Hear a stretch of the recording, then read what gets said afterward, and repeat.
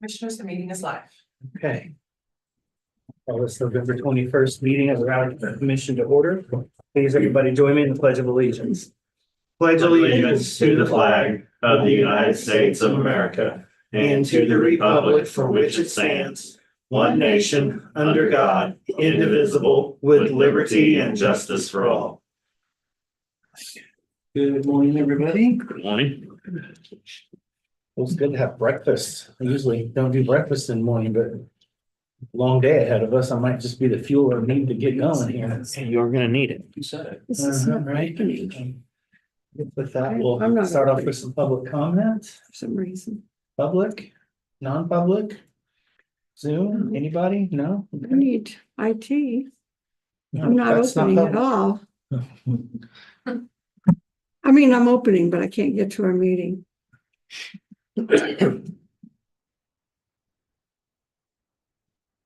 Not available. Vivian.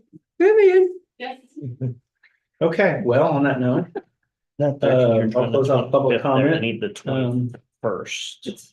It's to deal with Is that what it is? Yeah, you're going to the I'm going to 25th. the- You need 21st. Oh, I didn't know it's the 21st. Yeah, let's not do, well, I mean, if you want to skip today, I guess we could. One date I know, the 25th, that's my 35th. No. Congratulations. Okay. Not birthday. Yeah, right. That'd be nice, wouldn't it? Yeah. Yeah. Okay. It's way by us all a long time ago. Okay, there we go. Yeah, Thank you. that went by a long time ago. All I right, was the only one up, so I figured that. Yeah. Everybody. well, I brought one in the room, I guess. Some kids Yeah. All right, well, before we get ourselves into any more trouble today, let's move on to commissioner comments. Go ahead, start us off, Commissioner Kinley. Monday, I went and attended the law, excuse me, attended the law board meeting to see Pat Teedy promoted to lieutenant. For the last 2 years, he's been the sergeant of North County at patrol. And although we're proud of his promotion, we're all going to miss him. And I'm sure they're replacing him something well, but he did a real good job up there. Tuesday was Flint Hills Veterans Meeting and reviewed the parade. Weather was great. Participation and turnout was best they'd had in several years. They said had a total of 64 groups in the parade and almost 1,300 kids in the parade. Wow. Yeah, there were a bunch of them. And driving through, every kid that went in the parade was along the route. There was a lot of kids out there. Tuesday evening, I attended the Historical Society's annual meeting. I had a presentation on the Marlatt Homestead status. The house is located at the northeast corner of Dickinson College, just south of the soccer fields. Unless you look for it, it's hard to find. Oh, But the house is closed off and the east part of the homestead is used as a storage for the athletic department. And they've got a group studying at how to preserve it and modify it, fix it up for use. They had drawings, presentation with the drawings showing what could be done to preserve the property. And that's the oldest stone house in Manhattan. is it? You know, which one? Marla? Oh, yeah. Yeah. That one is kind of swallowed up by It's by all- K-State, and actually K-State owns it, but yeah, they're working on ways to update it and get it back into use. Wednesday was a meeting of the North Central Juvenile Detention Board, covered the usual items and financial statements, and then had an executive session to brief us on the death at the facility earlier this month. The cause of death has been ruled a pre-existing condition, but it's still under investigation by KBI and DCF. So you guys had more questions, it'd have to be an executive session. There'll be some details about what's going on. And that's what I've got. Okay. Well, let's see. Monday afternoon, I had a chiropractor appointment, then took my dog to get all his booster vaccines, getting ready for boarding at Christmas. So Tuesday caught up on email scheduling, went through some paperwork for the upcoming meetings.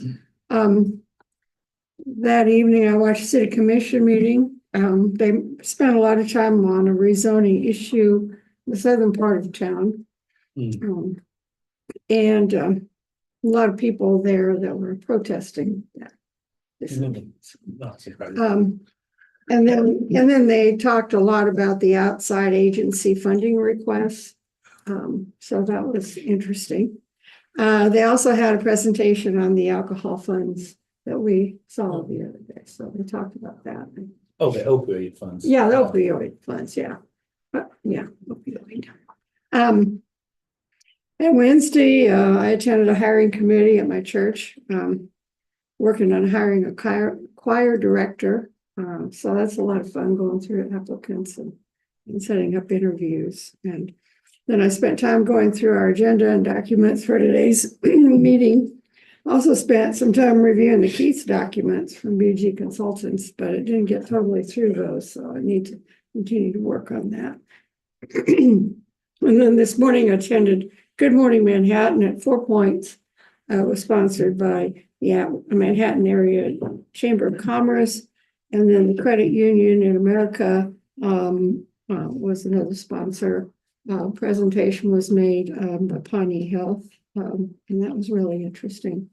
There was something I didn't see. But anyway, that's it. Okay, well, let's see, for me, Monday afternoon, attended the November meeting of the Riley County Law Board at Manhattan City Hall.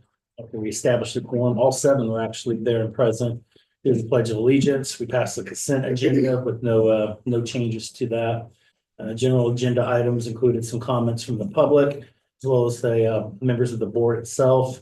There was recognition of Captain Scott Hayek, a graduate of the Southern Police Institute Administrative Officers course from the University of Louisville. So he was actually there in person for 3 months taking that course. I actually had a chance to talk to him this morning at Good Morning Manhattan, see how his time was there, because it was actually about 45 minutes from his location. So yeah, so he had lots to talk about.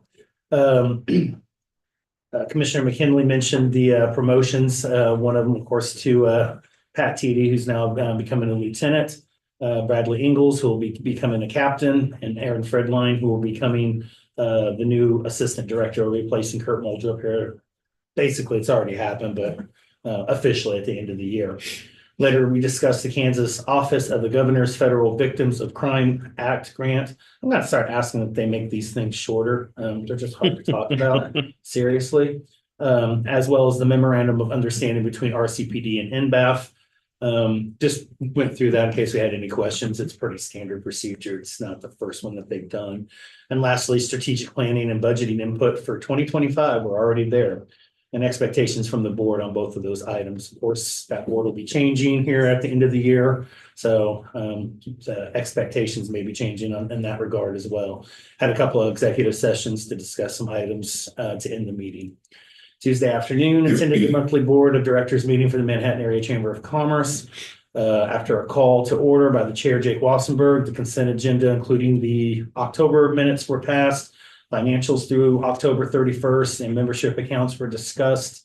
General discussion items and action items included a statement on the RHID application, and we'll be discussing that later this afternoon.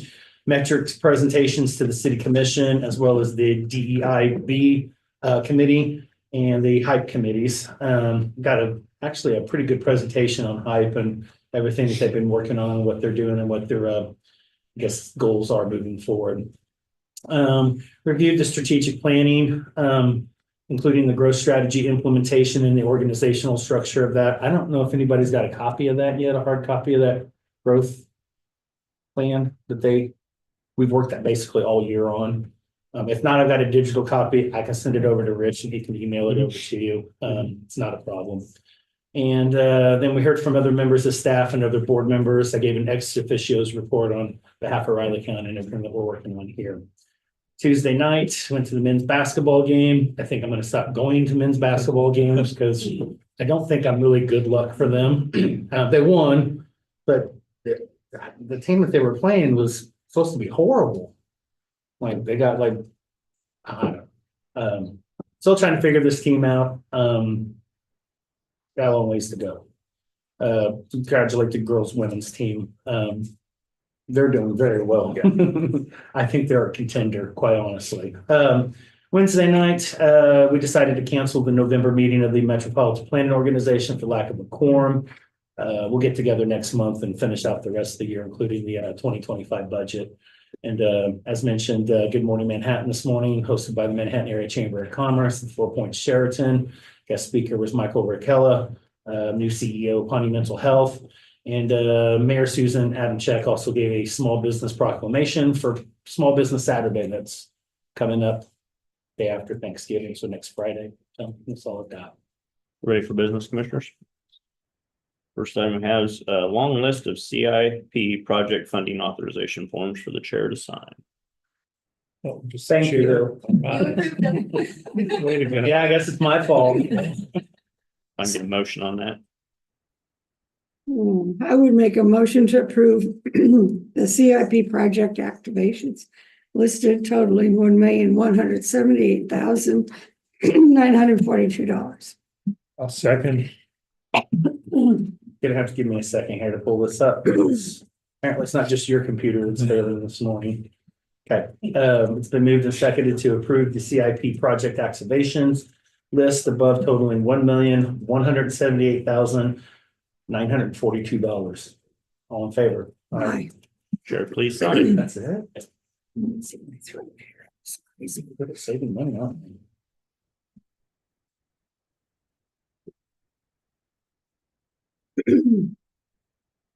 I'd be here for a minute.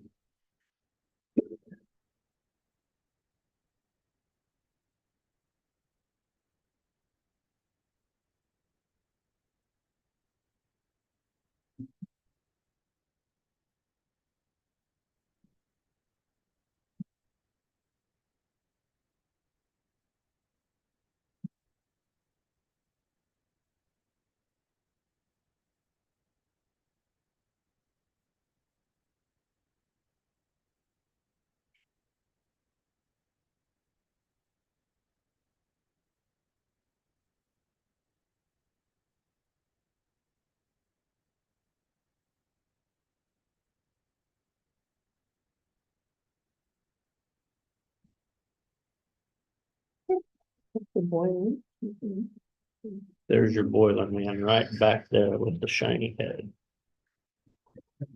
John, Not really all that shiny, but you're just called a shiny head over here. Is there a problem? Sorry. Is there a problem with the boiler system? Why it's not working in here? it's working fine. No, that's the other heater. It's the offices, the hallway, everything.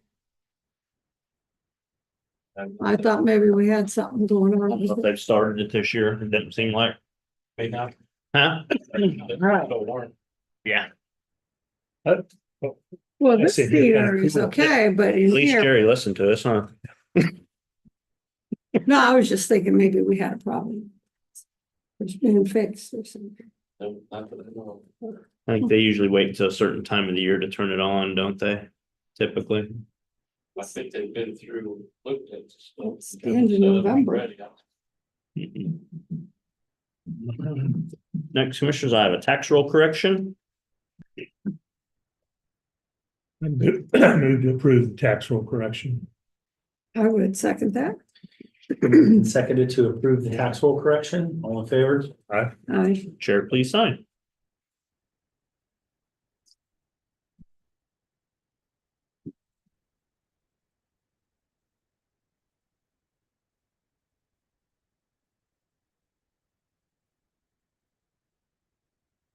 You. Next, commissioners, I have a Riley County Employee Action Form for Cooper Brazy, EMT EMS Ambulance Department, separation of service.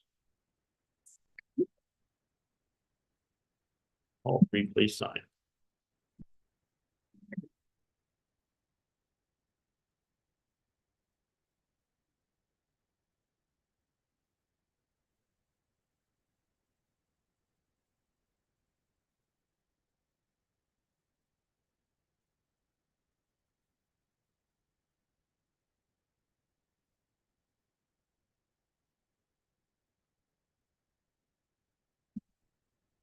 Ryan, will you go the whole time for the executive session? We will. Okay, thank you.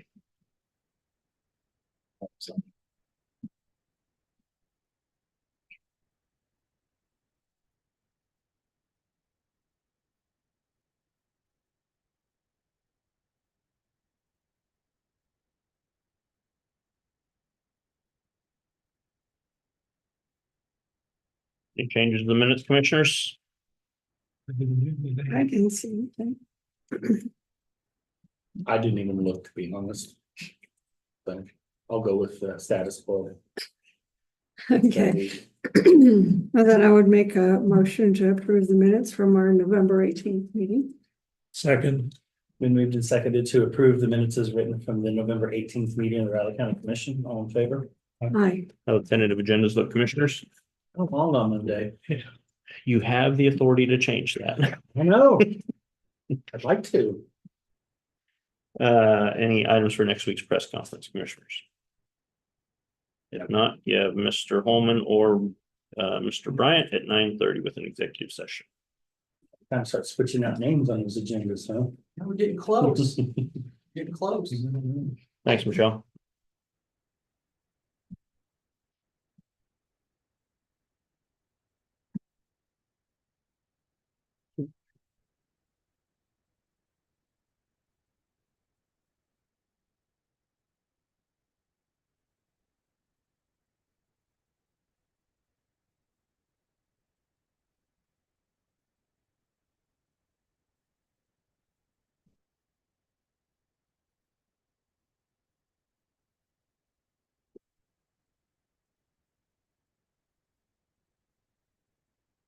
Yep,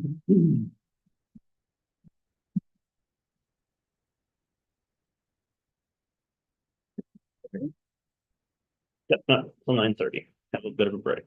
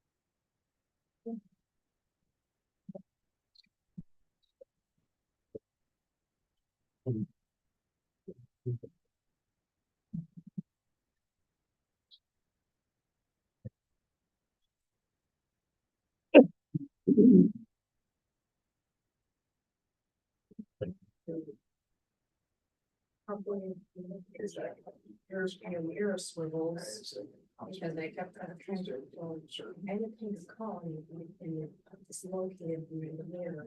I popped it back and played it was facing the ground. She was trying to swivel it so it would have to normal access swivel the other one. I wasn't sure how to get that on that, and eventually figured it out, but it was like, oh, I thought I fixed it. I was on the road, it's like, oh, I can't really see it. So I'm trying to swivel it at the red light, but for some reason, the red light lasts longer, they don't. Yeah, so yeah, the function on that lights. Yeah.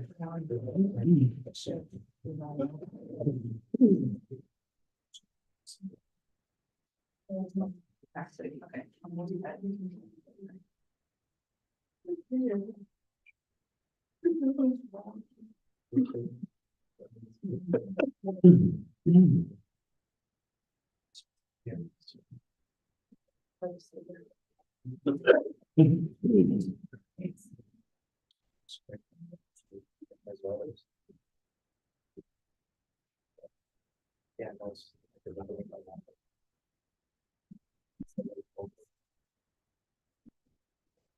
Well, here's my sort of thing. It's like,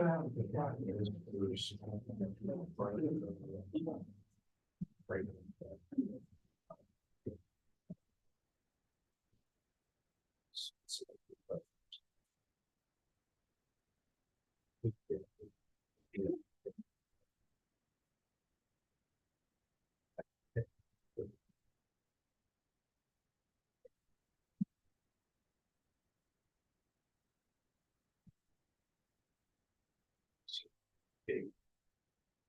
Then we can specifically.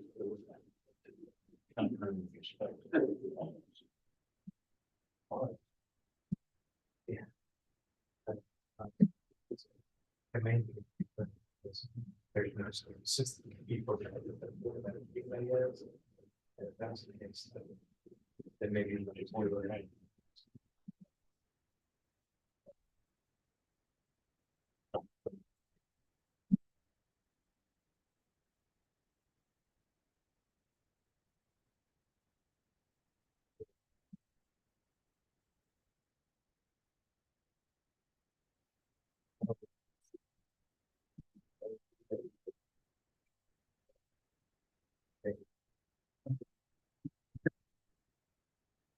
The spread on the game, let me see. Last I heard, it was 9.5, which I thought was kind of high considering, but I don't think my heard it there. 9.5. Yeah. Yeah, it is. Because we've got some injuries. You do. It's not good. But it's the last game of the season. Second to last. Hmm. Second to last. Oh, that's right, the next one, that. This is the last home game. Last home game. Yeah.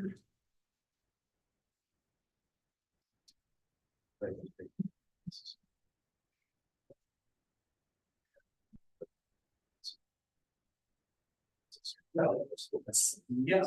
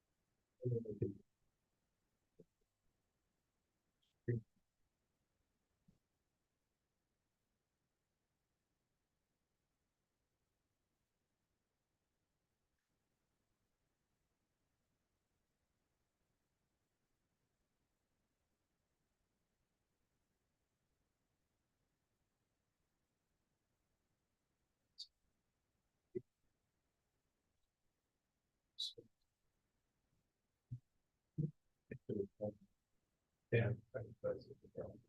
I mean, I wouldn't, you guys are just, we won't do it.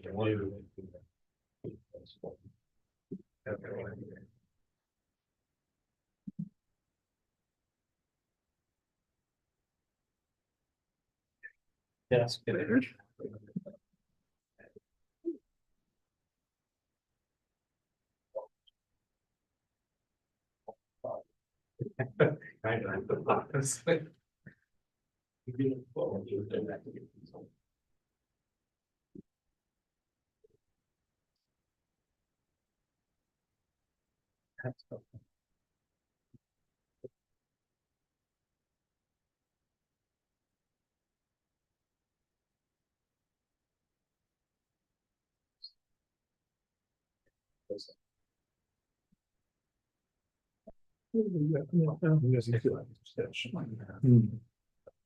Which fun thing we have. You're right. We get to talk about. Yeah.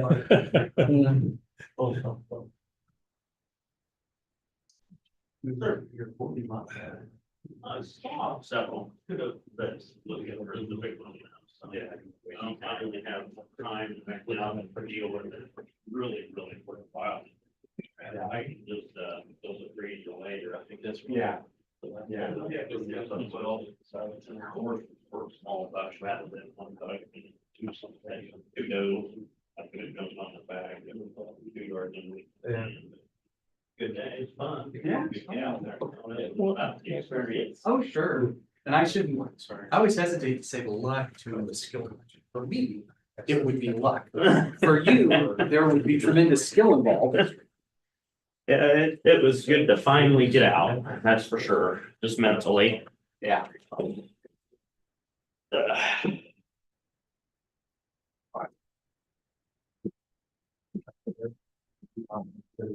As my dad says, you can't eat the horns, but it's fun to play.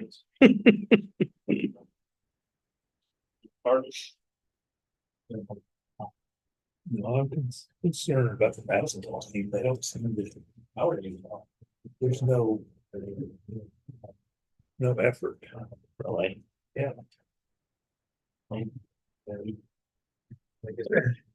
I've sent a message with the saying they're paid now.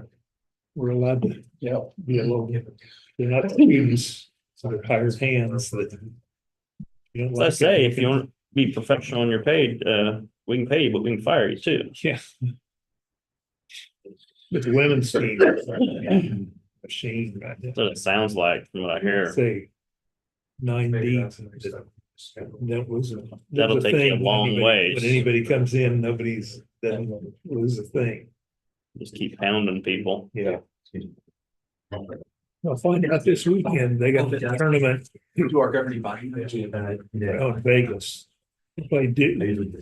It is also ranked. And then probably Oklahoma. The second game is also ranked. Oh, yeah. Get a test. It's time to grow a little. Yeah, Oh, okay. they've had enough warm-ups. Now they're, Okay, well. although Creighton was supposed to be a tough team. But They typically have good basketball on men's and women's yeah, side. they're supposed to be, we, Another took care of them. That school does well athletically. That's a litigation. So Washburn got rid of their football coach, Yeah. Yeah. After 22 years. 22 years, sure, winningest coach. It's who my son-in-law played for. They've been down for a few years. Yeah, he hasn't been winning for several years now.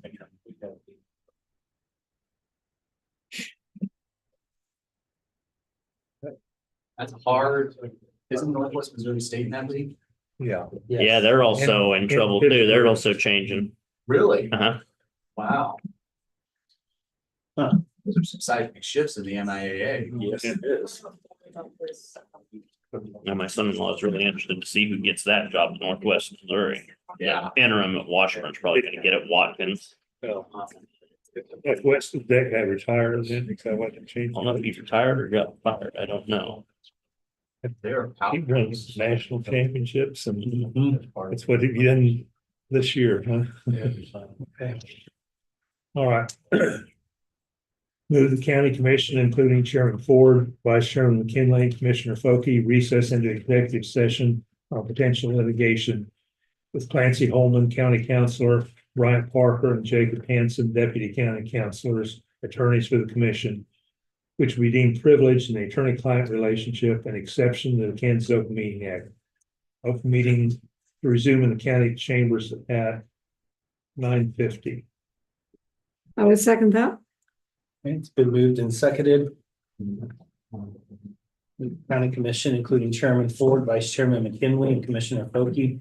Recess into executive session with potential litigation with Clancy Holman, County Councilor, Brian Parker, and Jacob Hansen, Deputy County Councilors, attorneys for the commission, which would be deemed privileged in the attorney-client relationship and exception to the Kansas Open Meetings Act, with the open meeting to resume in the commission chamber at 9:50 a.m. All in favor? Aye.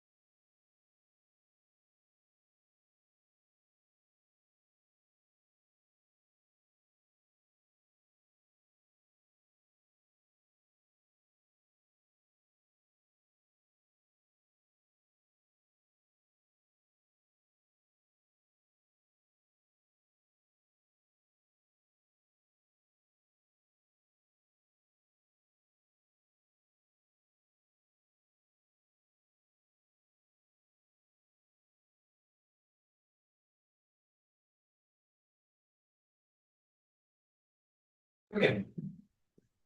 Commissioners meeting is live. I move the Board of County Commissioners come out of executive session. I would second that. Moved and seconded, the Board of County Commissioners come out of executive session. All in favor? Aye. Yeah, I move the record reflect action shall be taken consistent with the consensus reached in executive session. I would second that. Moved and seconded that the record reflect action shall be taken consistent with the consensus reached in executive session. All in favor? Aye. Okay, go ahead. Good morning, Commissioners. Brittany Phillips, Budget and Finance Officer. Just here to present our budget amendment so that we can get it published in the Mercury. So I was right over here. We have a long list of amendments.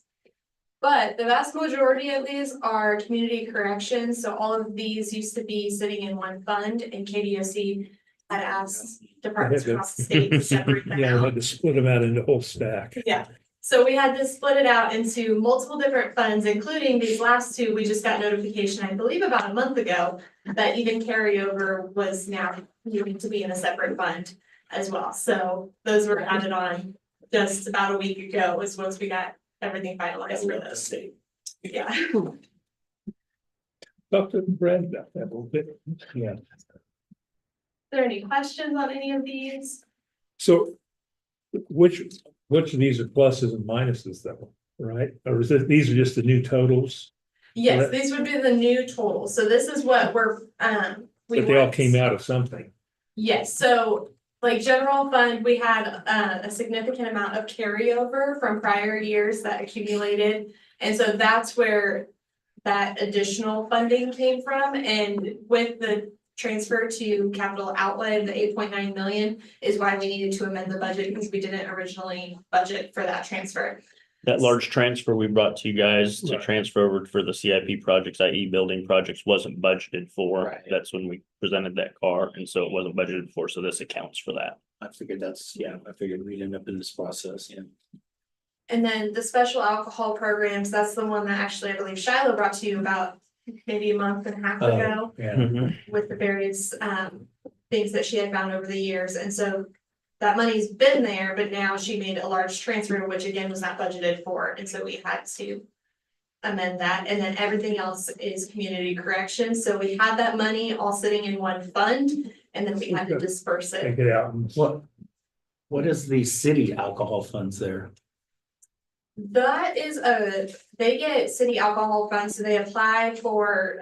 Oh, from the through state that, as well. yeah, okay. Yeah, see, that's what they were talking Used to be the about. special alcohol board and now it's that combining board. I got you. Yeah. And so, yeah, they apply for those grant funds. Yeah, that's what they're talking about. So you need a motion to, I need a motion to publish okay, the notice of hearing, which is scheduled for December 9th. it's gonna be a busy meeting. Yes. Okay, I would make a motion to recommend the approval of the publication of the 2024 budget amendment hearing. second, And it's been moved and seconded to approve, excuse me, the publication of the 2024 budget amendment hearing. All in favor? Aye. Thanks, Commissioners. Brittany, do you have that for me to sign? Yes, actually, I had it and then Cindy said, send it, it just needs your signature, it's Okay. on my desk. Sounds good, no problem. Thank you. Yep. Next, Commissioners, you have Gary Fike at 10 o'clock. Morning, Gary, how you doing? Good morning, good. How are you? Good. Morning. Yeah, got all kinds of movement going on. Yeah, One thing that's constant is change. yeah. Change at the wrong time is more challenging sometimes. Rains it pours, Yeah. Yeah.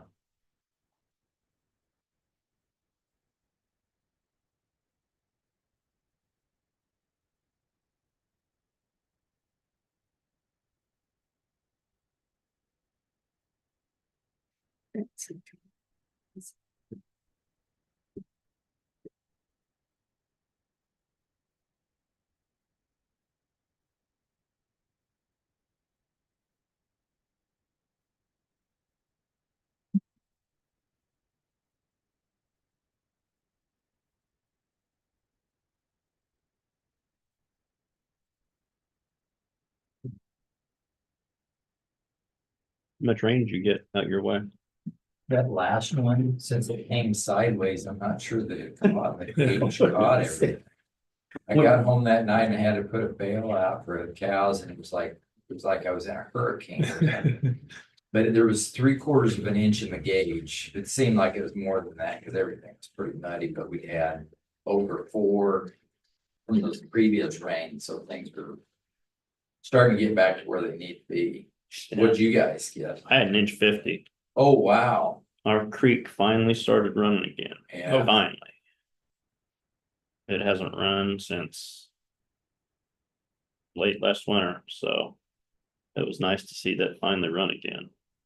And Mill Creek was up pretty high. Creek that runs northeast of us and we drive over that bridge every day and you know, it's always, I've never seen it totally dry. But there's maybe 3-4 inches of water just kind of, you know, going through it. And after this deal now it's finally started. But yeah. Needed it. Yeah. And you know, what's interesting is if you look at the average rainfall for the year, it's probably going to be pretty close to normal because it rained spring, early summer, and then shut off, was dry forever. And now we're getting, you know, 5-6 inches of rain. So it'll probably end up being pretty close to historical average.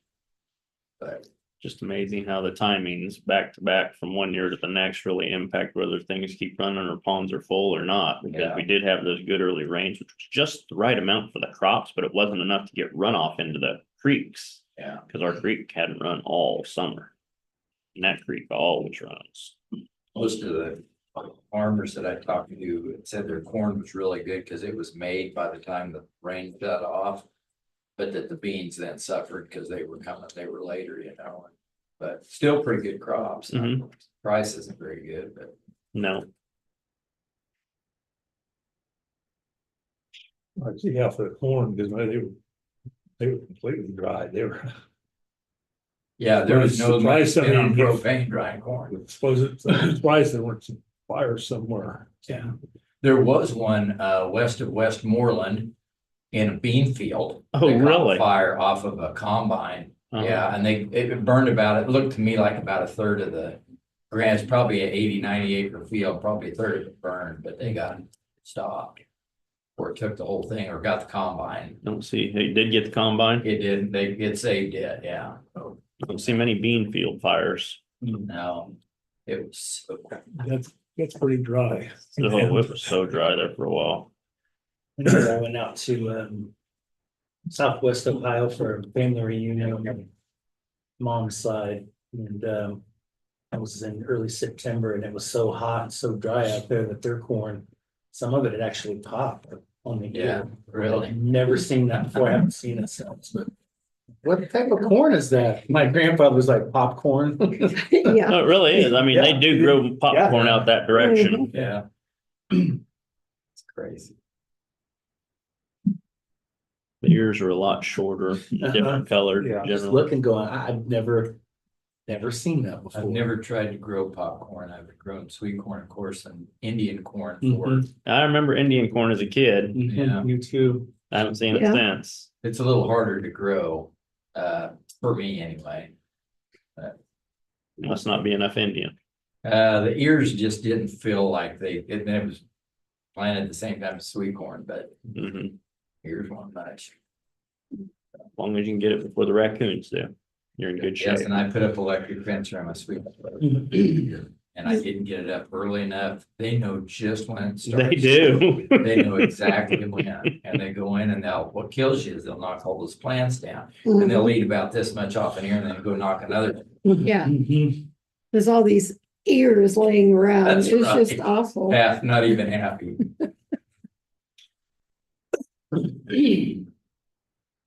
It's that rain app you gave me. Raindrop. We tried Raindrop. popcorn years ago. Cause I didn't have my Apple ID and We Mhm. got I it, couldn't but get it it. just has to dry, you know, the weather didn't dry. Everything don't work. Yeah, It's 10 o'clock, so. okay. Good morning, commissioners.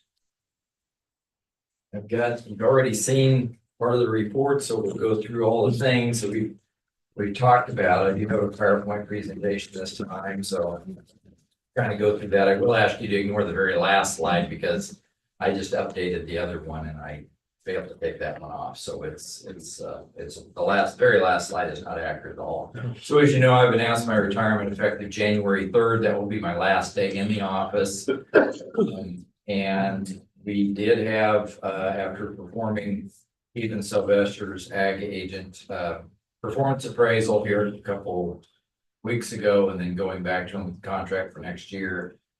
He said he's going back to the family farm, and so we need to get a letter of resignation and all that kind of stuff. And he stated his last day of work is December 20th, so we're a month away from that. And the progress on that probably will be, there won't be a position announcement until after the first of the year. And then it'll take a couple months to advertise and to accept applications and interview again. And hopefully by the 1st of May, 1st of June at the latest, we'll have a new ag agent on board. And the progress on mine, my position is they are actually screening applications tomorrow on campus, and they will come up with a list that the board will interview on Wednesday, December 4th, when we have a regular board meeting. I can't take part in that, of course, because it's my position, but we'll probably interview, the board will probably interview in the late afternoon, early evening, and then they'll have the regular board meeting and decide if they want to make an offer or not. Other things on the agenda for the next few weeks is tomorrow, we, as in Dave Lewis, myself, John Job is on vacation, and Lance Sharp will be meeting with the K-State architect to look at plans so we can get an idea of what costs might be. We need to get an architect student or something drawing up a plan so we can figure out how much money we have to raise in the private sector that we're going to try to do that. So that's on tap for tomorrow morning. Yeah. And then we've made improvements with our vendor money to the sound system in Hurlburt because it was always a problem. We disengaged with our last vendor and got a new one, and this new one is stupendous. So we won't have, the judges can actually walk in the ring in front of the speakers and not have feedback, and they can hear in all of the barns, and it's, it's going to be much, much better. The other thing was that the posts and stuff were rotting off in the middle fence in the alleyway of the beef barn, a casement, the barn just north of there. So John Harkness with Public Works Parks and Ethan have been out there taking the old posts out, have gotten new materials ordered, and part of that is going up here real soon. So that will be ready for fair right away Gary? this summer. Yes, ma'am. Yeah, what is the Raleigh County Event Center? Is that the one that's at K-State, or what are we talking about? At Public Works. At Public Works. That area out there, Okay. yeah, because that's what we're gonna look at. Okay. We're gonna take the old plan that, Dave Lewis and Rod Meredith had done years ago and show that to them, kind of what had been done in the past, and then maybe modify that and look at phases. Okay, you're working with K-State on that, or is it just the architect? Just the architect to get a design, and then we can get an idea how much money it's going to take. Okay. So it might be a joint project, is what you're saying, between K-State and us? Well, we won't have to pay. No, they won't pay for any of it. They're just providing gonna a give us the service architect. for free, yeah. Oh. Yeah, so we don't have to pay an architect. Okay, Yeah. thank you. Event center, explain that. Because of the inaccurate misnomer that we call the fairgrounds, because the new thing in the fairgrounds is the fairgrounds because the fair is there for 4 or 5 days a year. But with all the other events going on out there and possible new events, well, other livestock shows, rodeos, other things. Okay.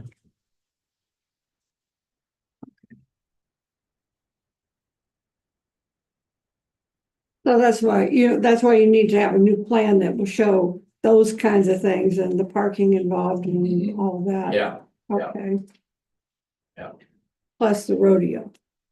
yes, Rodeo. if they want to do it out there. Okay, They've talked about doing it up at the new Belbray, which they had an open house yesterday, and I went out there for that.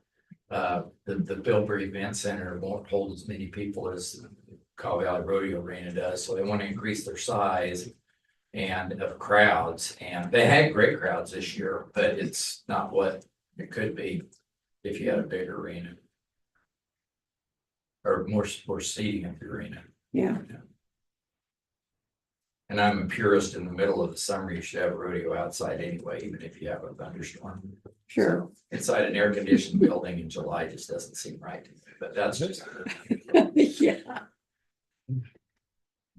The other thing that we're doing is the Fair Board, a couple other items. The Fair Board got a bid for a mini split in the men's and women's bathroom at Pottorf. And that will also come out of money from the vendors, and to the tune of just about $7,000, just a hair under. Then we'll have to pay an electrician to wire it, which we don't know what that will be, maybe $1,000, but I checked with Brittany the other day on our balance in that account. We've got more than enough money to cover all these projects, so. And people ask the question, why do you make improvements now? Well, it's probably gonna be 3 or 4 years till everything gets done out there, if that all comes to fruition. So, we need to at least keep things up and make it decent for the time we've got left there. Yeah, one of the suggestions I got at the fair this year was you need to put a changing table in the men's bathroom as well as the women's. Yeah, and that can be done as well. Yeah. So it's- Won't be hard to do that. It was interesting. Mhm. But it's true, yeah, Yeah. it makes sense. And the Fair Board also discussed, they just had their meeting, the other night, Tuesday night. And one thing that they tossed around, and this is where Brian gets involved. Yeah, you get to be in on this part. Okay. The Fair Board is interested in providing a beer garden. Starting, maybe not this next year, but the year after, depends on how everything goes, but. If they do that, we have to get permission, obviously, from the Board of County Commissioners before we can ever do that. And number 2, then we'll have to get a special paper like we do for the hold harmless agreement like we do for Cobb Valley Rodeo for 5 days during the fair or whatever. And the board was, the majority of the board approved it. There was some opposition to it, of course, and there always will be in those things. My view is that if you keep it contained within an area and not let people carry beer all over the fairgrounds, that you can at least control some of that, because you don't want anything getting out of hand. And they want to use a local provider, one of the breweries in town, to provide those products too. So that'll be up to you, and that's obviously something you don't have to decide right now, but I know that the Fair Board's going to be asking you for that paperwork, or the new county director, or whoever at that point next, after the first of the year. Other stuff's going on. I had an extension annual meeting last week. New executive board members, new extension council. Rich was there. Appreciate you swearing them in. We had a 4-H achievement banquet, and Megan is really busy with her Medicare appointments. I don't know how many she's had, but I know she's probably over $250,000 so far in savings to Medicare D enrollees. We had a booth at the farm show at Grass and Green Farm Show at the Armory. I've done all the performance reviews for the agents and for our office staff. We're starting to gear up for VITA next year. That will go on no matter what, because Sue Simmons is our coordinator, and she knows that. We're having a meet and greet December 10th. For all new prepares, and we do have a couple of brand new ones, which is great. The largest ever grossing garage sale for 4-H happened last month. They grossed more money than ever, and most of that money goes towards the Citizenship Washington focus trip that they'll be going on next year. I was asked to do part of the training for county ag agents on body condition scoring of cows, so we did that at the sale barn here in Manhattan last week, with agents coming in from the eastern third of the state. They had a special cow sale that day, so we had lots of cows to score. And Ethan has been doing some informational meetings on marketing. Greg Eystone last Saturday, he does a lot of programs for Blueville Nursery, and he's done some of those. And Brandy's just busier than a one-arm paper hanger doing school enrichment program. She's just amazing. Done a lot of good work in the schools, so. Any questions, thoughts?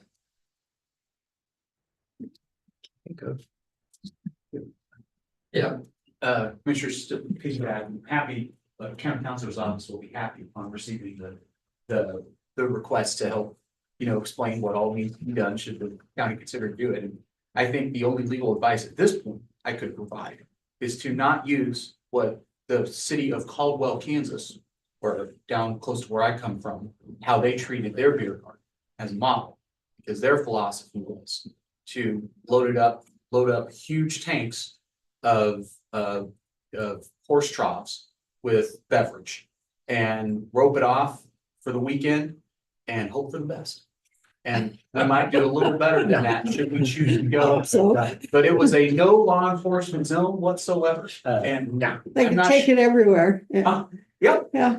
And I think we've come a little ways since 40 years ago when that was going on. We'll come up with a far better plan than that. That's all I have. Caldwell's an old cowtown trailhead, so it's probably, It's appropriate. it's, yeah, it's It was probably. appropriate. Everybody had a good time. Anything else? Otherwise, I guess I'll see you all at the luncheon. Right, Yep. today, and it's gonna be here? Yep. Okay, see you later. Thank you. Thank you, Gary. Next commissioners, you have Aaron Freeline at 10:15. Morning, Aaron, how you doing? Good morning. Nope. We'll Get start started at at 10:15. Gotcha.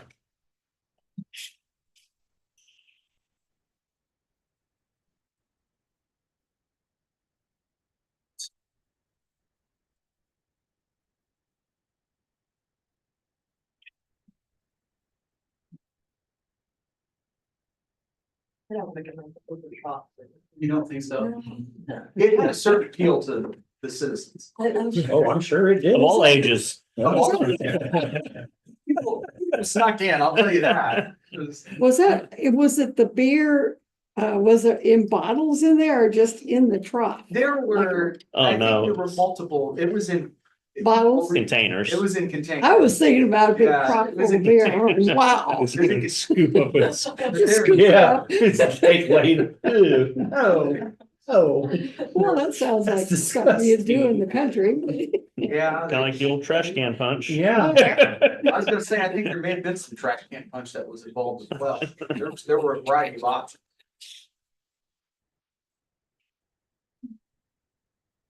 they call it. Purple passion. Purple passion, yeah. Oh, yeah. Oh, yeah. That was- Great Everclear, basically. Mhm. Don't miss those days. Don't miss those Those were the days, huh? Yeah, how did we survive? I don't know. Oh, no. Usually the cop in town in Atwood would come and say, listen, you better quit what you're doing. I'm gonna take you home. And talk to your parents. That stopped it. Yeah, boy, how times have changed. Yeah. Mhm. Go George Bynes. Some TV show and they're talking about that, but. Because they're talking about in relation to drugs, opioids now, and said. Turn people around on alcohol, because it used to be that, now. We talk to kids going to high school and, I don't, nobody's drinking too much or doing anything, but. Just need to have some kind of the same type of thing on drugs, because It's very good. it has turned most people around on drinking, that they're more responsible, designated drivers and. You've got Uber and Lyft and Yeah. some different types of options. So that helps quite a bit too. Just, app on the phone. Ready for Aaron? Yep. Good morning, everyone. Erin Morning. Friedline with the Raleigh County Police Department. Just a couple brief things to discuss with you guys. I wanted you to know the police department is participating And it's a KDOT step grant for traffic enforcement, but it's surrounding the holidays and it starts November 21st through to December 1st. It's like a 10-day campaign that's targeted at wearing those seatbelts, you know, the concept of if you're in a crash, you know, that'll minimize injuries, hopefully, and whatnot. So throughout the state of Kansas, KHB and others will be helping us support that, but you might see some extra patrols, both in the city limits and in the county as well, trying to do some of that targeted enforcement for those seatbelt infractions. And then also, on a side note with us in Riley County, our crashes have ticked up somewhat on us as well. So we're kind of pushing, through our traffic data, we kind of know those top 5 things that cause accidents, such as inattention, speed, running the red lights, stop signs, those types of things. So we're pushing out through our patrol captain as well, just some extra enforcement education on those things that cause accidents as well. And you know, we're going into the holidays, people get distracted or wanting to check those text messages from whoever, and if we can help remind people to just let it go to you, stop somewhere, that would be beneficial to everyone as well. Then, of course, going into the holidays, we'll try and make that extra push. We put out a couple of PSA announcements too, to, if it's important to you, take it inside, don't leave it in your vehicles. Especially some of our rural communities, like I want everyone to feel like we have a safe community, but let's also not leave too much desirables out in our vehicles and things like that. I would rather reduce the likelihood of you having your vehicle rummaged through if we can avoid that too. So obviously trying to encourage people to lock up their items as well. At the agency though, we have had some internal movements. All the division captains are now in their respective places, and we've had some promotions occur in November, and we'll finish up with a few in December too. So you'll see some maybe new faces and some new places around town. The county is gonna have Sergeant Scott Hagemeister be their new county sergeant as well. Pat Teedy, that was the previous one, he was promoted to lieutenant, so his duties are gonna change a little bit there, but Scott should be attending some of our rural county meetings and trying to introduce himself to our county constituents and whatnot, so. I don't have anything else, but I will entertain any questions you guys have. Congratulations on your promotion as well. Yeah. Thank you very much. Congratulations. All right, well, thank you. Thanks, Aaron. Appreciate it. Have a good weekend. You too. Commissioners, you have Catherine Hensler, 10:30.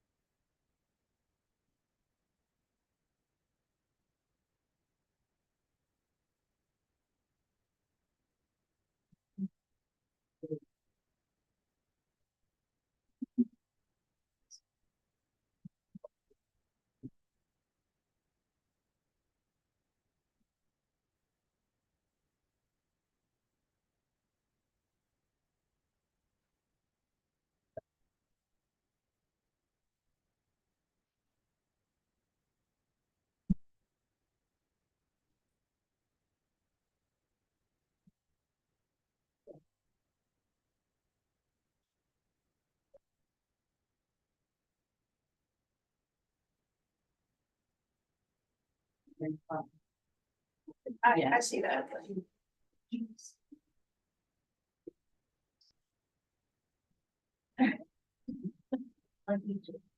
Sorry, I chose one almost entirely unaesthetic, so.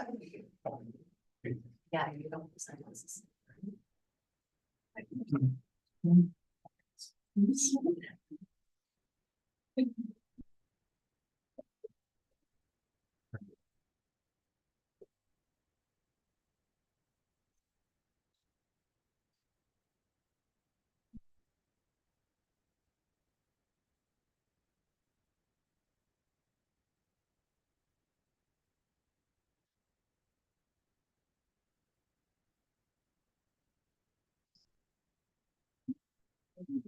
Strong,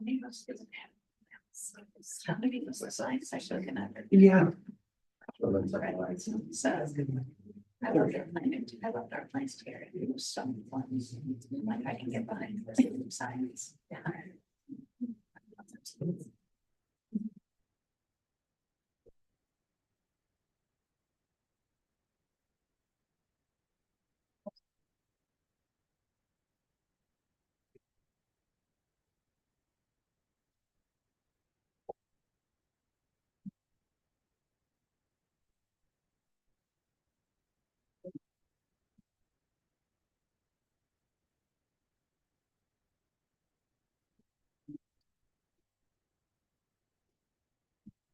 No, but I wish I had.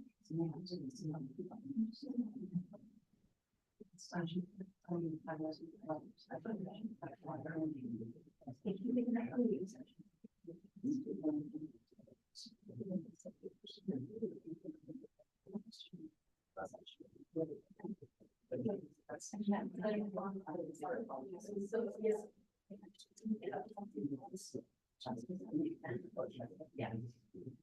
I'm also. Which I haven't seen a lot of.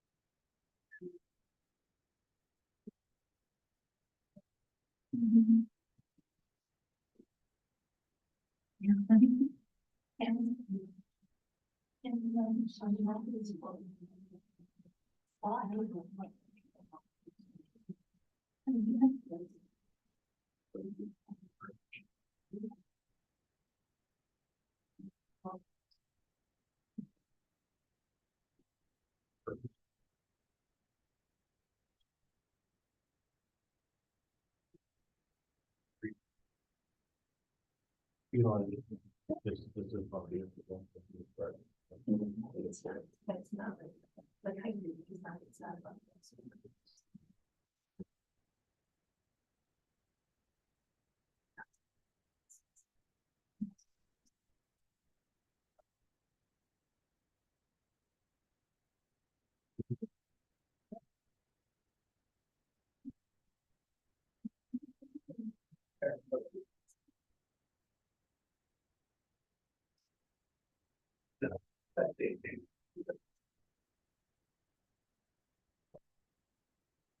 Oh, how are you guys?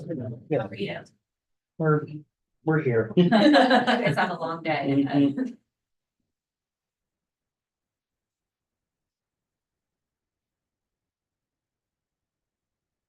Mhm. Mm. What I do, right? Since we've got time, I'll give you guys my basic newsletter.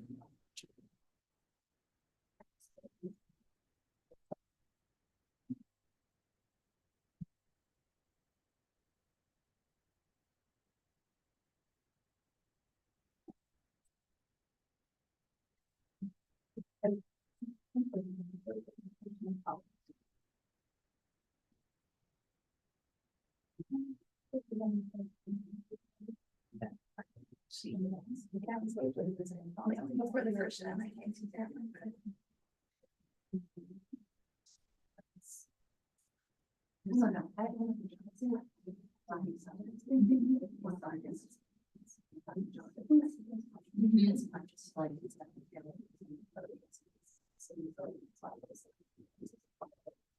So, it's just.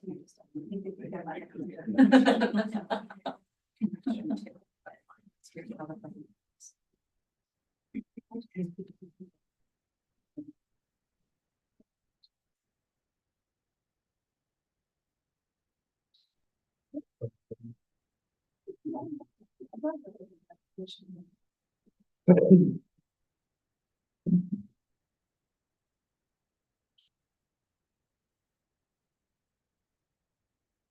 can you let her go and then somebody else's.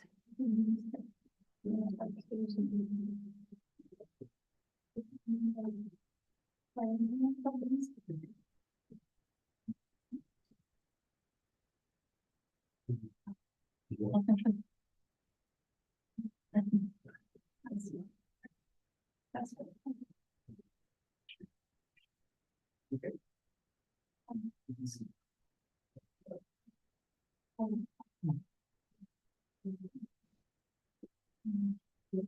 Oh, yeah, that's. But they will. I'm talking. Like a dime something. Which. Was a start of the day.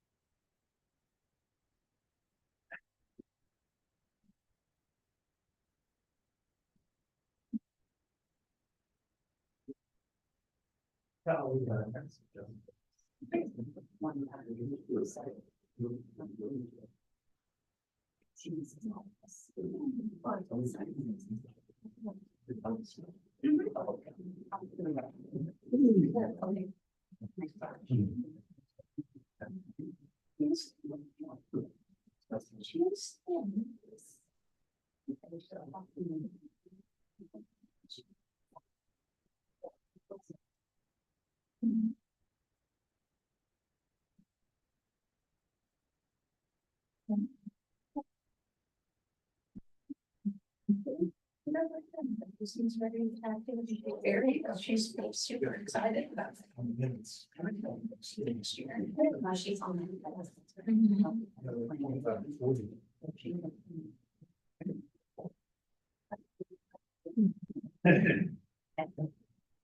Oh. We were together like that. Yeah.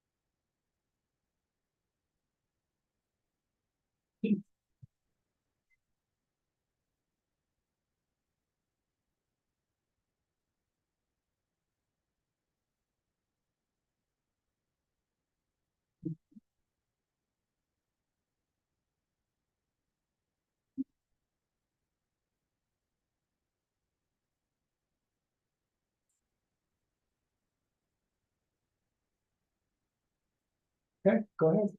Good morning, Commissioners. Catherine Hustler, Director of the Riley County Historical Museum. I'm just here with our monthly staff update. So we'll just jump right in with visitation and tours. We had great attendance in the month of October, a total of 909 individuals. And that includes visitation at our museum, the historical societies, historic house museums, Pioneer Log Cabin, and then our programs and outreach through the month. So we'd like to see those numbers.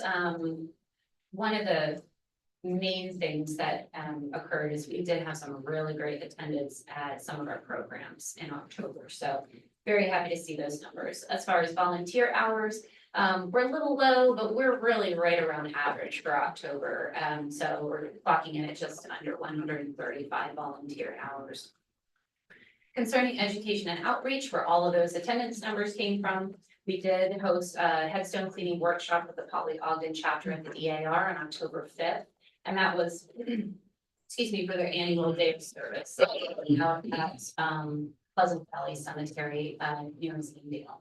And 38 attended that event. We were able to send curator Melanie Highsmith here today to the Mountain Plains Museum Association annual conference in Bismarck, North Dakota. We also hosted our regular fireside chat.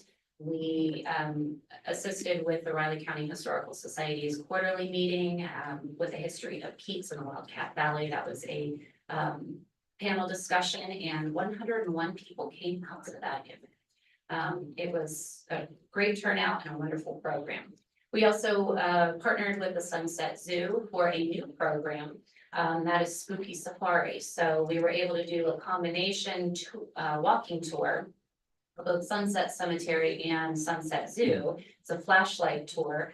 Participants started over at the Sunset Cemetery and then moved over to the Sunset Zoo. It took about 2 hours to complete that tour, but it was well attended, and they capped the number at 30. So you can see 31 attended at one, 32 attended at another.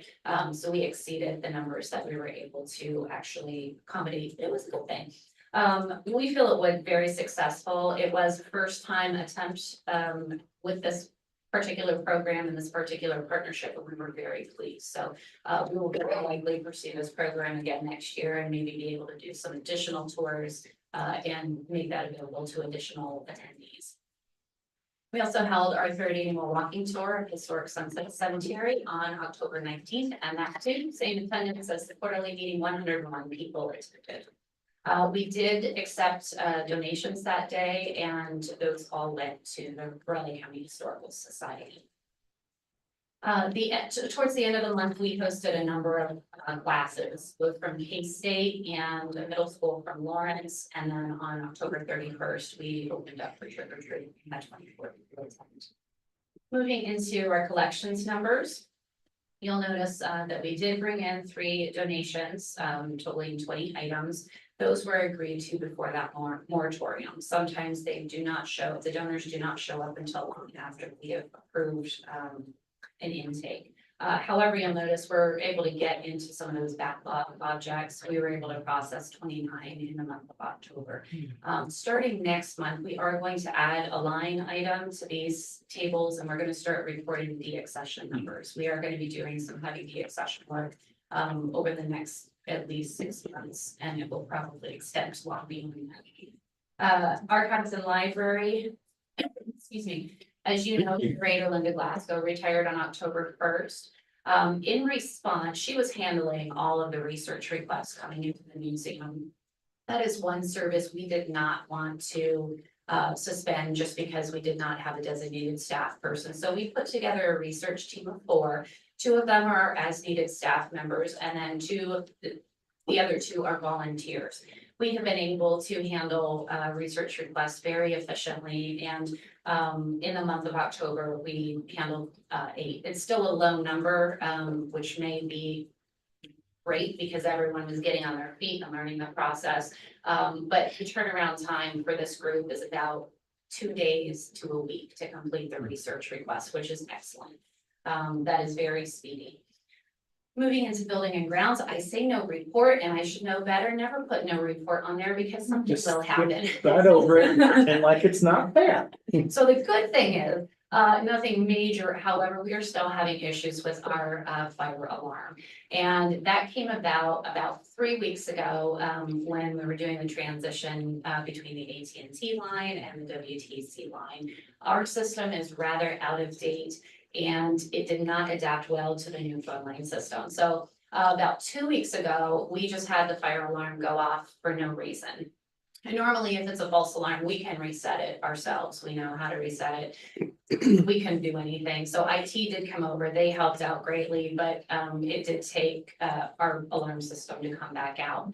They fixed it. We hoped it had been permanent, but lo and behold, last night, about 10 minutes before we were set to close, the alarms went off again. So this morning, they're still going off. And a technician that is scheduled, they didn't give us a time frame, but they should be out today to fix that. So if you call into the museum today or you visit, you are going to hear a very obnoxious, loud noise. So. Just cut wires. Well, we had someone tell us there are certain things we can do and we said, don't touch it. So we do have some staff working at different workstations than their own. We've tried to move most of our staff away from that space, but we do still need people right up front. And of course, that's where the system is. So we have one staff person that's suffering right now. Anyway, that'll teach me for saying no report or everything's good. Moving into staffing, we are still working with the Human Resources Department to actively fill that curative archives and library position. To date, 89 applications have been received and we have set up 9 interviews. We're still in that process and the position will remain open until filled. It has been advertised and posted on Indeed, the Kansas Museums Association website, and the Society of American Archivists job boards. So we are pulling from a variety of locations, and we are receiving candidates both nationally and internationally. We hope to have that filled at least by the new year. Real quickly, the Riley County Historical Society, which is our nonprofit arm, just hosted their annual meeting on Tuesday, November 19th. Their annual membership drive has also just kicked off. So we are very busy with those operations and administration. The board has approved their new strategic plan and it will go into effect on January 1st, 2025. I will release that to you electronically, so you'll have a chance to look at that. Do keep in mind that is the strategic plan for the society. It does have to align with our values of the museum and our values of the county, but it is that private nonprofit organization strategic plan. Some of the points that they're moving forward with are they're looking at fundraising and development. Obviously, we've talked about some big goals at the museum and things that we want to do and ways that we want to modernize. We don't want that to fall on the county. And so the society in this plan is agreeing to step up, but there's a lot of work to be done. So we are excited. They have been without a strategic plan for over a decade. So this is a big step for them. And we are very excited to partner with them and see what comes of it. Also, I might have been last month, I mentioned that we were redoing the front door at the Wolf House. It has been removed and it's been restored and reinstalled. It only affected 1 week of operation. So we're very fortunate. There are some changes that we need to make to it. There are a couple of things that just weren't satisfactory and the contractors coming back to fix those. Real quickly, upcoming events. We are in the midst of annual staff reviews. We will be for all of the county observed federal holidays.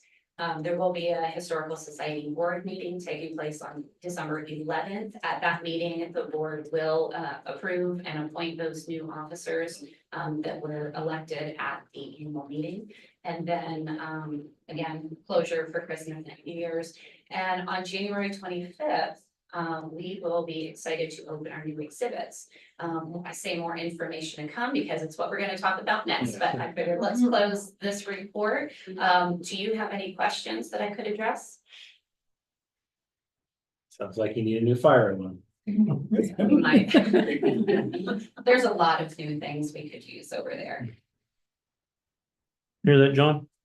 I've heard it. I've seen it. He hears our complaints a lot. He didn't say anything else outside of that, though. I will say we are seeing progress. The fire alarm is the first I've heard of that, so. Sure. That's what they all say. We'll pass that on to My story. IT. Well, we are discussing phone lines here later on too, so that might be part of it. I don't know. I'll just jump right into this next action item. I am here now to discuss the request for temporary closure of the museum.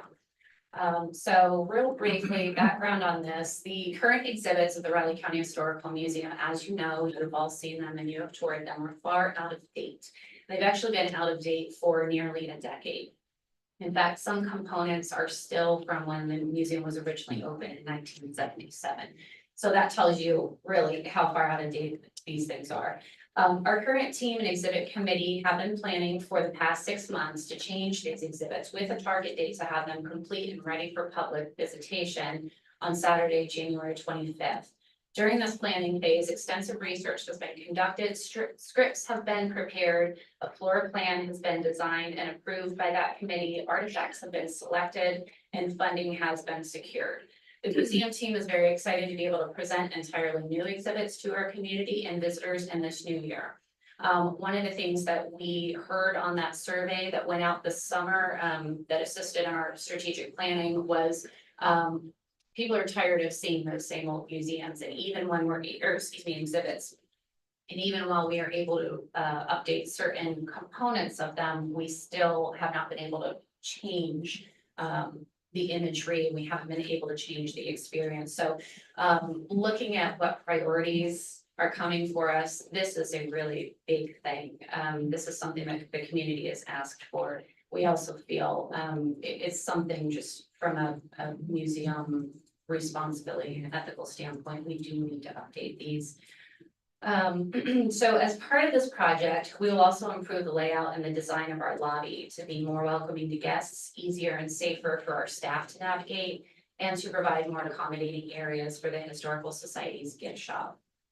However, in order to do this and accomplish this goal, due to limited space and staffing, the amount of objects that need to be removed and stored and then reinstalled, the most effective and reasonable solution and plan that we can come up with is that we would like to temporarily close the museum to visitors during this time.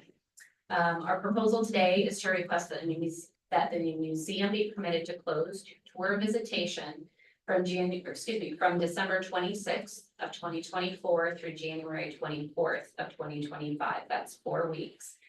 This allows our team 1 month to completely clear the 3 exhibit galleries, get the previously exhibited artifacts safely into permanent storage, repaint and install modular walls, and install the new informational panels, cases, and artifacts.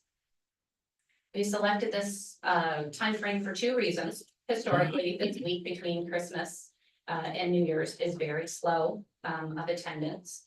And January also to follow is one of our slowest attendance months. The only reason January's attendance is not our slowest month is because we do have Kansas Day. Kansas Day, the date that we're proposing to reopen is the weekend before Kansas Day. So traditionally that would be our big Kansas open house anyway. So we feel with a new exhibit plus that celebration, which we will market, we'll still get the attendance we're used to, and hopefully with something new to offer, we can exceed our regular and average attendance for that month. The museum hosts a Kansas Day open house, and that generally boosts our numbers in January. So that is how it's not the trailing attendance month. This leads to our second reason for requesting a temporary closure. Our goal is to host an opening reception on January 25th. Annual attendance average by month through the year is 181 visitors, specifically to the museum for tours. That's through the year. However, our average in January, when we're not including Kansas Day, is 126. With Kansas Day numbers, it still just brings it up to 143, so it's lower than our average. The only other month that's lower is July. Everybody's on vacation. If we were permitted to close for this period of 4 weeks, all salaried staff and all salaried and permanent staff will still be working their normal hours on site supporting the exhibit project and their regular duties. Additionally, there won't be any disruption to our normal educational programs or administrative or operational activities. Our as needed staff members will probably have reduced hours, but we will still need their support. So they will just continue working at a lower number of hours, but still during that time frame. We will need their support. There should be no financial impact to the county. The museum will be utilizing our already approved budget line items for exhibits. And we also have a generous budgeted line item through the Riley County Historical Society for both 2024 and 2025. We've been conserving all of those $24 because we knew that this was a goal we wanted to accomplish in the new year. The society has also made recommendations to assist us in some of those other projects, and that does include painting and covering the cost for the modular walls. We'll also be utilizing our strong volunteer force and assisting us at that time. We do plan to host an opening reception, and we'll be updating the Historical Society's gift store, but those expenses will all fall on the Historical Society. So there should not be any non-budgeted expenses falling on the county. So it is our recommendation that the museum be permitted to be closed to the public from December 26, 2024 through January 24th, 2025 to remove the old out-of-date exhibits in the galleries and reinstall new up-to-date. Without the ability to close the facility, it will be challenging for staff to conduct this important project, and it will be potentially disruptive and unsafe for guests to be coming in and out. So with that, I'll entertain any questions. I'm sorry I ran late, but what could I? What about lighting? So, John, you're the star of the show. Public Works did come out and help us replace some bulbs. It's still not ideal for exhibits. However, we feel that some other needs really take priority, and we can accommodate what we need right now in that gallery space with new bulbs and shifting around the old lighting fixtures. Yeah, If we had the money, we would do it. they're track lighting, right? So they're easier to move because they're track lighting. We have to unscrew everything, Yeah. but yes, the ability to move them is certainly there. Yeah, Rich. So did you get an estimate on the cost to do the lighting correctly? No, we've been short, so Jerry's been trying to schedule with economy to get up there and kind of evaluate what they think that they can do before deciding whether or not we get an architect involved. An architect? Someone that knows what display museum lighting is, and that I know I don't. But that's what the first step is getting economy up here to see Right. what our options are for different lighting or keeping what we have and how to make it work better. Different bulbs will make a big difference. Yeah. Different kinds of, and all uniform. Yes, and we had someone suggest we shift over to LEDs. Yeah. Mhm. Which we may try, but the way it's set up now is actually working okay. It's still not ideal for artifacts, but it's functional. Well, the LEDs are great, but if they're the wrong intensity, they will hurt your exhibits. Right. And, And if that's, you're setting up new exhibits and you have problems with lighting, you're saying it's just okay. Seems like to me now's the time to do that. That's just me. Go ahead. Well, I guess it's not just you, because that was really the board's priority Yeah. prior to hiring a new director, and it's been the new director's priority since day one, and so it just seems like if we have an opportunity to do it right. I mean, unfortunately, we think it's temporary, but temporary could be 5, 10 years. And so to me, if you're gonna do it, now's the time. If I know we're on a short timeline now, but it's been brought to our attention that if we could all, if possible, do it right, now's the time to do it right. If it's not $100,000 you're talking about. I agree. yeah, because you won't redo these exhibits again for a long time, and the lighting Right. is critical. Well, and keep in mind that they're two separate components, so our goal, so generally the public does not notice the lighting. It's more of a curatorial concern. Mhm. So we can redo all of the exhibits with the current lighting. Because it is a quick time frame. It's also going to be costly.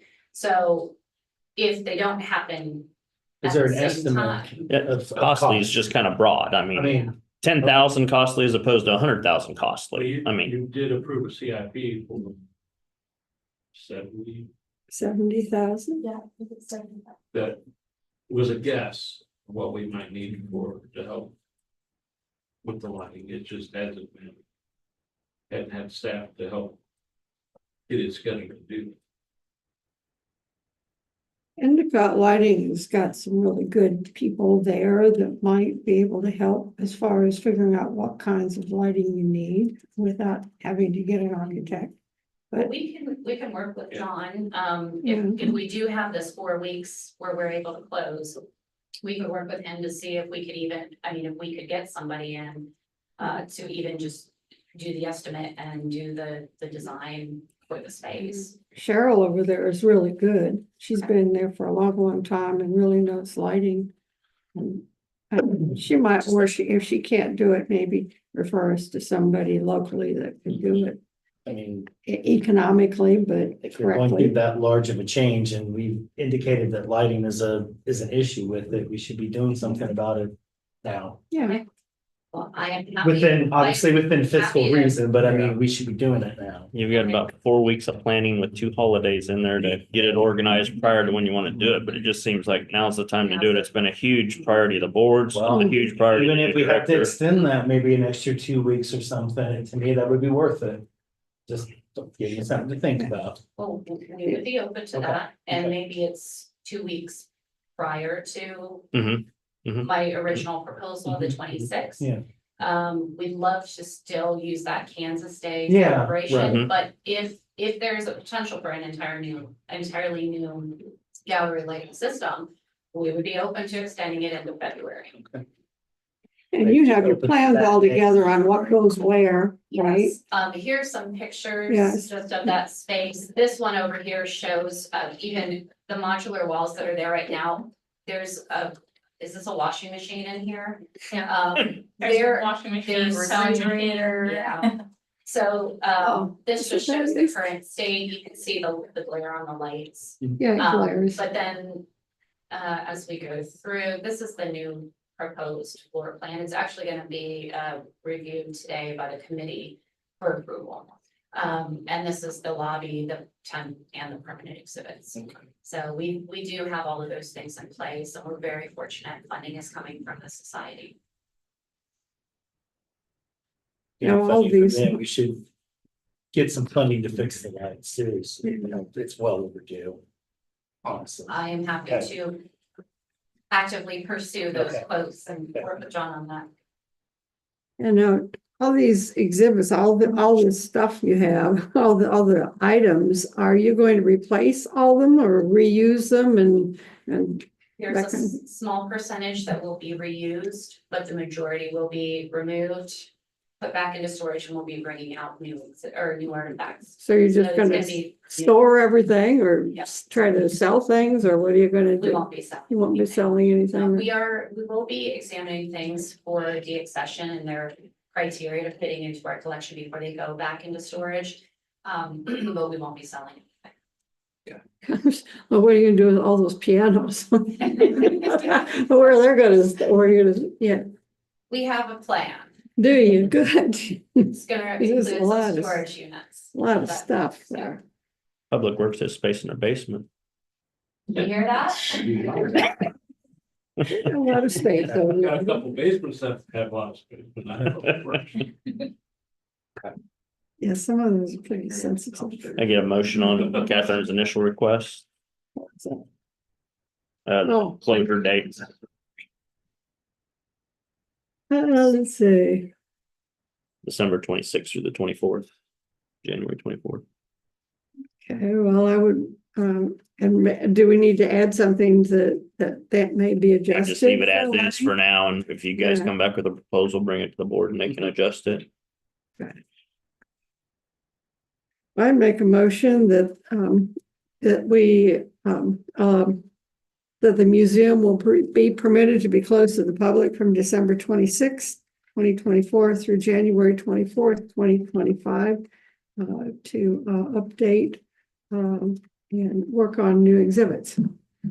A second, Okay, it's been moved and seconded to allow the museum to be permitted to close to the public from December 26th, 2024 through January 24th, 2025, to remove the old out-of-date exhibits and to update to new ones. All in favor? aye. All right. Thank you very much. You're I welcome. appreciate the support. Thank you, Catherine. and you won't get an invitation. Okay. Commissioners, deal. it's time for John Ellerman. We're in his time. Yeah.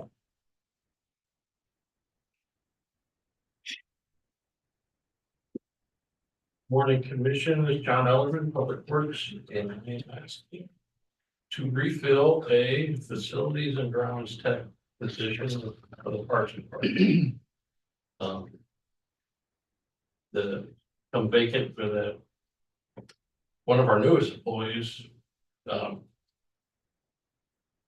had gone to school to be a fireman and finally got the opportunity. I think he went is going over to the Fort Fire. So thought he'd be a little bit longer, but it worked out to, I guess, his schedule or a little bit to his advantage to go over there and do that now. So I have a position in facility and grounds, you know, take care of our parks, fair in the summertime.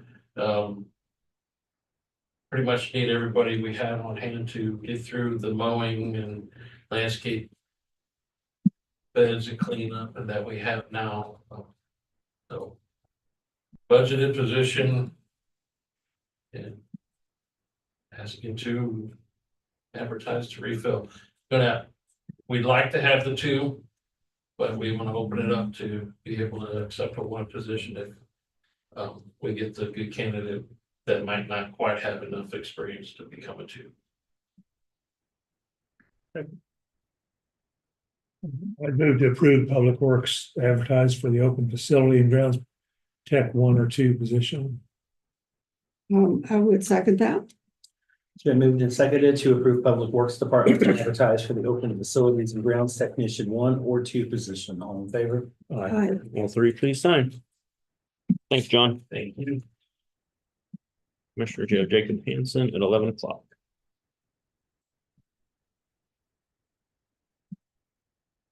Yeah.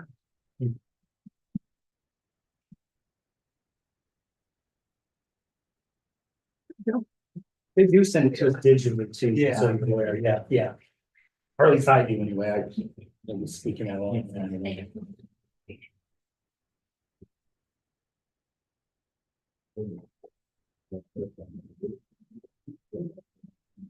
Here, you can do this contract. Yes.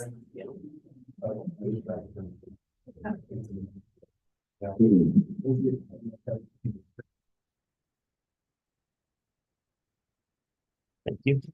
I would just have.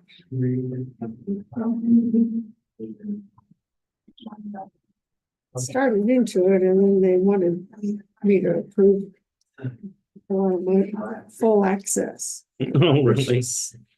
$35 a month. No, mine's free. Whatever my son did, but my son did that. So I just said, here's my phone. Put that on there for me.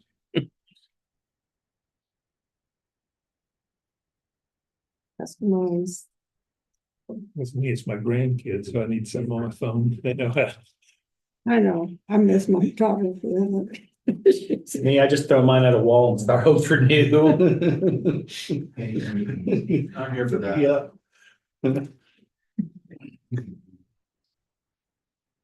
Oh, my daughter will help me from a distance. Yeah, she'll say, put it on FaceTime, I'll look at this. Share the screen.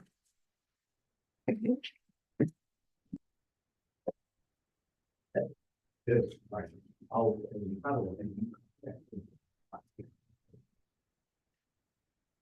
Catherine, Commissioner, I didn't know you can do that with the phone. What? On FaceTime, you can share a screen. Yeah, you can do all sorts of Mhm. stuff, yeah. I I've don't seen know my how we do it, kids but do it and wife do it. yeah, It's above my pay grade. That's I get on it and Joel says, well, do this, and I do it and it works. that may indicate how dissimilar I am from many millennials. Yes. Yeah, Yeah, she works with computers and all that stuff all the time. yeah. Clancy's not around to help me with my IT needs. You hear that? Yeah. Oh, he is here. Yeah. He's sitting over He's saying there. that you're not usually there to help Rich with his IT needs. Well, it doesn't because he won't ask. On that note, go ahead, Jacob. Sure thing.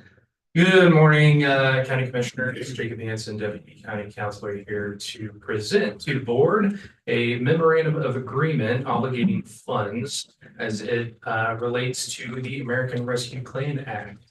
As you may or may not be aware, the federal government requires us to obligate these, and in order to do that, we have to have an agreement demonstrating that. If we do not have this agreement signed, we have that 14 million and some change that has to be reverted back. So certainly very important that this gets done. One thing I'd like to explain as well is that the way that this agreement was drafted is that it allows that 14 million that we have in ARPA to be somewhat fluid between the projects in case we need to adjust the amounts that go to each of them. We've also had with O'Brien's take a look at this agreement. They've given the approval here, so we are looking good. Aside from that, happy to answer any questions that you may have. Just shouldn't it be emergency medical services headquarters? In the terms, That'd be a great question. Those are because the same. Does it need to be? well, it's not emergency management is, and they're not services, just emergency management theirs, is yeah. one department. Emergency medical services is who the headquarters are. Okay.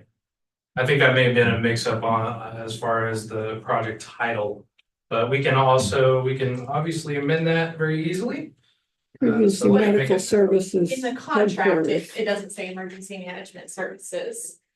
Yeah, it headquarters. does. Yeah, it does. Yeah, it Yeah. does. Emergency management renovation. But it says One. management renovation, then management services Yep, headquarters. emergency management service. Yeah, just before that.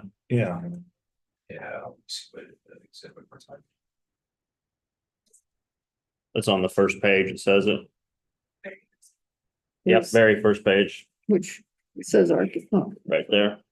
Right, Emergency management under the services whereas it's headquarters. right there in the middle. yeah, management services. Okay. Okay, so we'll make an amendment to reflect. services. Yeah. It should say emergency medical. It should say Medical, emergency, Emergency medical. medical instead of management. Yeah, because It's EM. I mean, if you're doing abbreviation, it's EM and EMS. Yeah. And see, that's so confusing to people. And that's why when we got ambulance, we said, okay, we're gonna put ambulance after EMS because everyone gets the two mixed up all the time commonly. Well, there's further evidence of that. And yeah. I So don't it know- needs to be I don't know if it's in there. emergency, it's this, are we talking about the headquarters? or Yes, headquarters. headquarters. Under renovation, it's just emergency management, it's no services. And it is that way on the member understanding, but the other one is emergency management. The only parts medical pertaining to the services. headquarters is the only part that needs changed, Emergency medical. not the service. renovations. Okay. I'd say it's on that front page. I don't know if it's anywhere Do we else, need to but I saw wait it's in that and- front one. Come back to this on Monday. Honestly, Sign it. It has to be. we can make the amendment and that I can do that very quickly. You can just do, So- I don't think it's on any of the signature pages, so No, I don't believe. you could approve it and all he has to do Let's is just make a change change. the page, the page that's Page. pertinent. It's the Okay. easiest and we've done that before with other documents. Okay. Yeah. it Like I said, I doesn't- saw it on the first page. I didn't go through all. There's also a reference to it on the second page. Well, it uses the project number, so. Yeah, just go through the whole thing and see if it's Yeah, keeps make sure it's repeating, similar. Yeah, yes. I'll make sure it's reflected accurately. Go ahead. Rich, okay, yeah, I don't know, however you like for it to be referred to in the minutes, right? But as the anal retentive attorney that I am, oftentimes I've seen these types of things handled as approved, subject to the change or with. As change, amended. As amended. Yeah, and right. I have that in the possible motion here. Okay. With the following changes, well, Mhm. or as amended, we Okay. can do it as amended. As we discussed. Very well.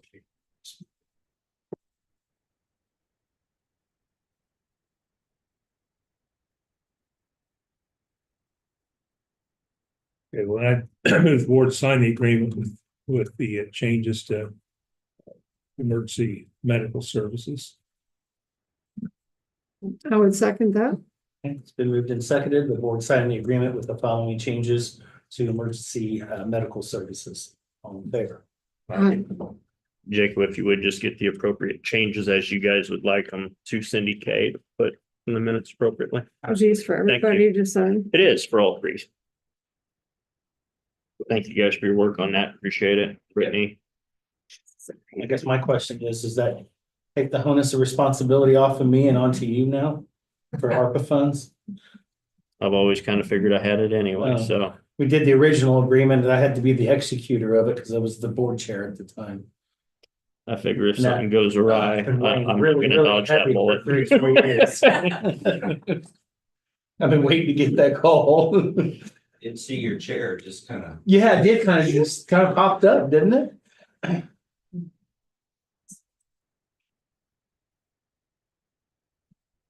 Oh. It's getting to be cold time. My body's. I think John got your boiler working. Where? I'm feeling it heat up in here. Oh, That's not a good. that's all the hot air. Well. I couldn't be able to. Just to make sure.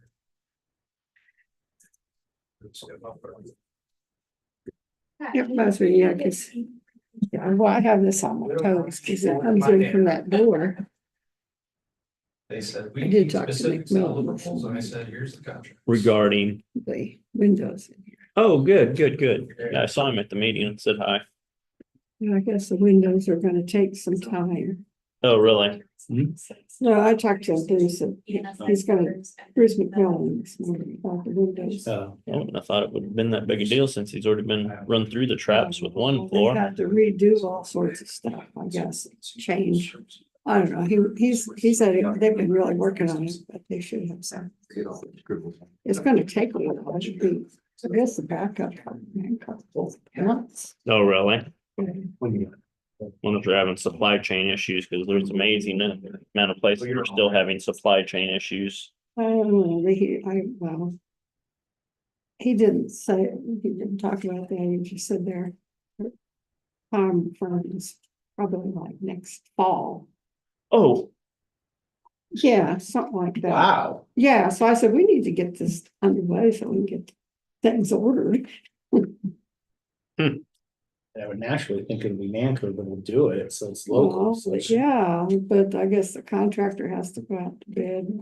I talked to Brent Jones about that at the board retreat. Yeah, but They yeah, can do it. it's not gonna be this year, maybe. Hopefully it'll be sooner than fall. thank you. Maybe if we blow on them hard enough and knock them out, maybe they'll.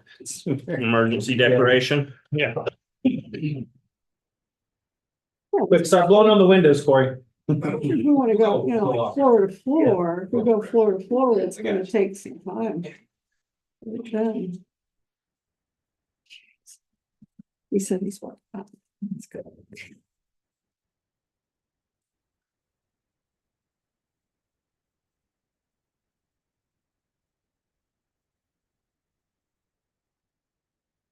And the last one, huh?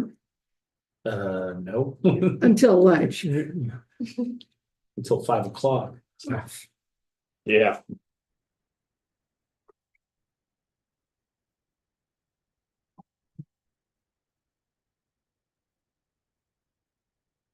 Gotta run home in between. We gotta run them too and open up the apartment. WTC's putting in their equipment. So they do phone service too? No, it's okay. Do they do phone service too or not? I think so, but I don't have the need for it. No, I don't either, but They gotta put some type of piece of equipment in each of the units, I guess, or something. They got all the fiber in and got everything to the building. They just gotta get into each one of the units. I gotta make a call and get it going. is it a lot? Huge upgrade for $40 less a month. It's $40 less than Cox. You had what, Cox? Yeah. I Oh, can't they're wait to just- make that phone call. Unbelievable. They're unbelievable. I hope they're recording. Yeah, they're really expensive. I hope they're recording for training purposes. WC has all the lines on the main road, they just have to bring Yeah, them into the houses. So they did all apartments first. it takes a little bit long. They had to subcontract. Um. Electrical and boring and stuff to do components of it, so it took a while. Electricians came in and actually put in 2 new boxes in the apartment, so yeah, to make it work, but.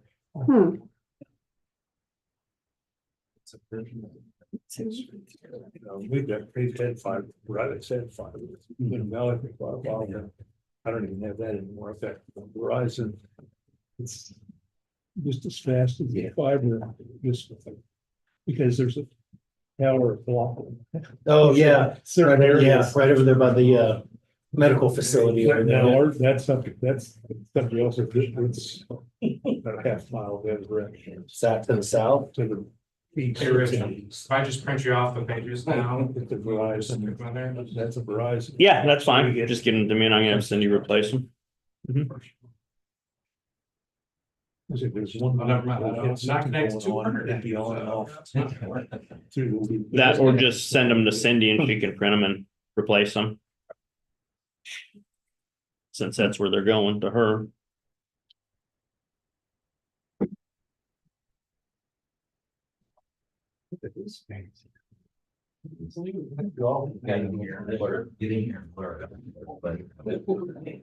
Jeepers, did you trip him, Meyer? I did. He did. Gotta knock some sense into him. Well, Susan says that's not possible. No.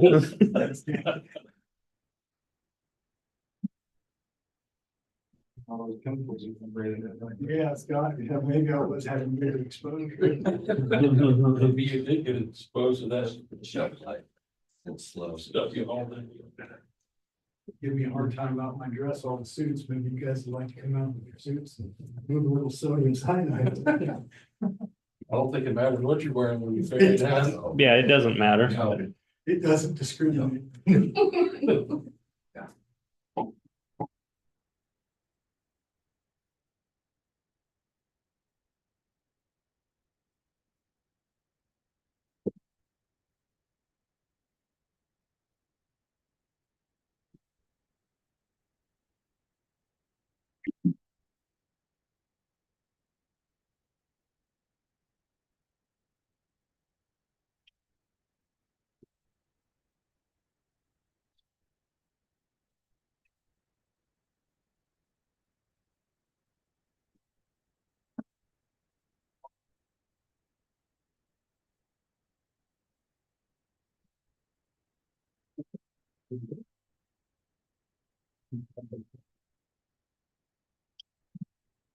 When's K-State men play again?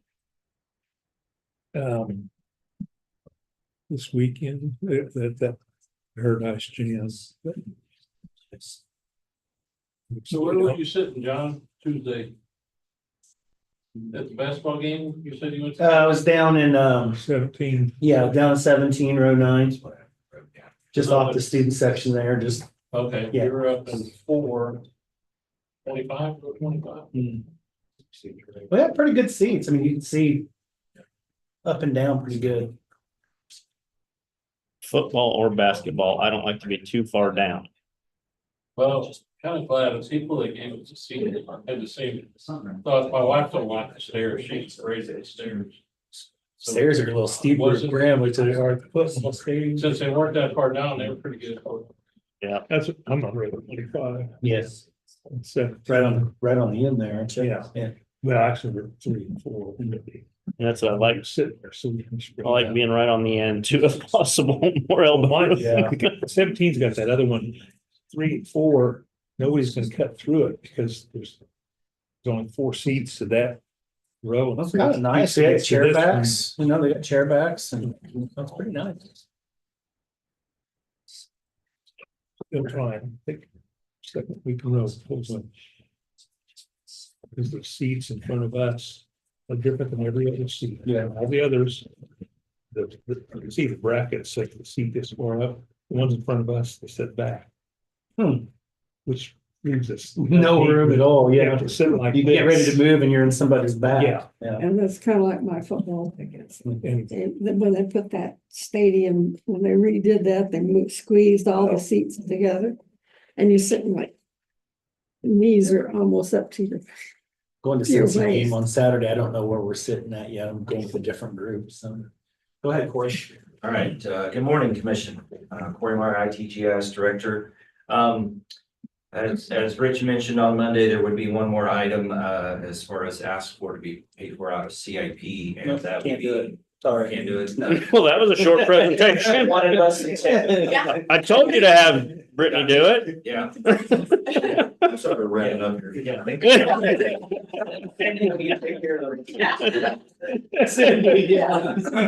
Whoever it is, they do better than you. Very much. See what this suit does?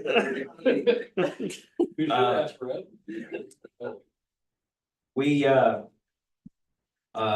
the request would be to do an upgrade from our current on-premise system to, cloud-based through WebEx. About 3-4 months ago, when Chris and I really started diving into when these AT&T phone changes come along and the cost, so then we decided to look deeper into our current phone system. We were, as I've spoke before, trying to get compliant with a 911 addressing issue with Kerry's Law and the Raybom Act.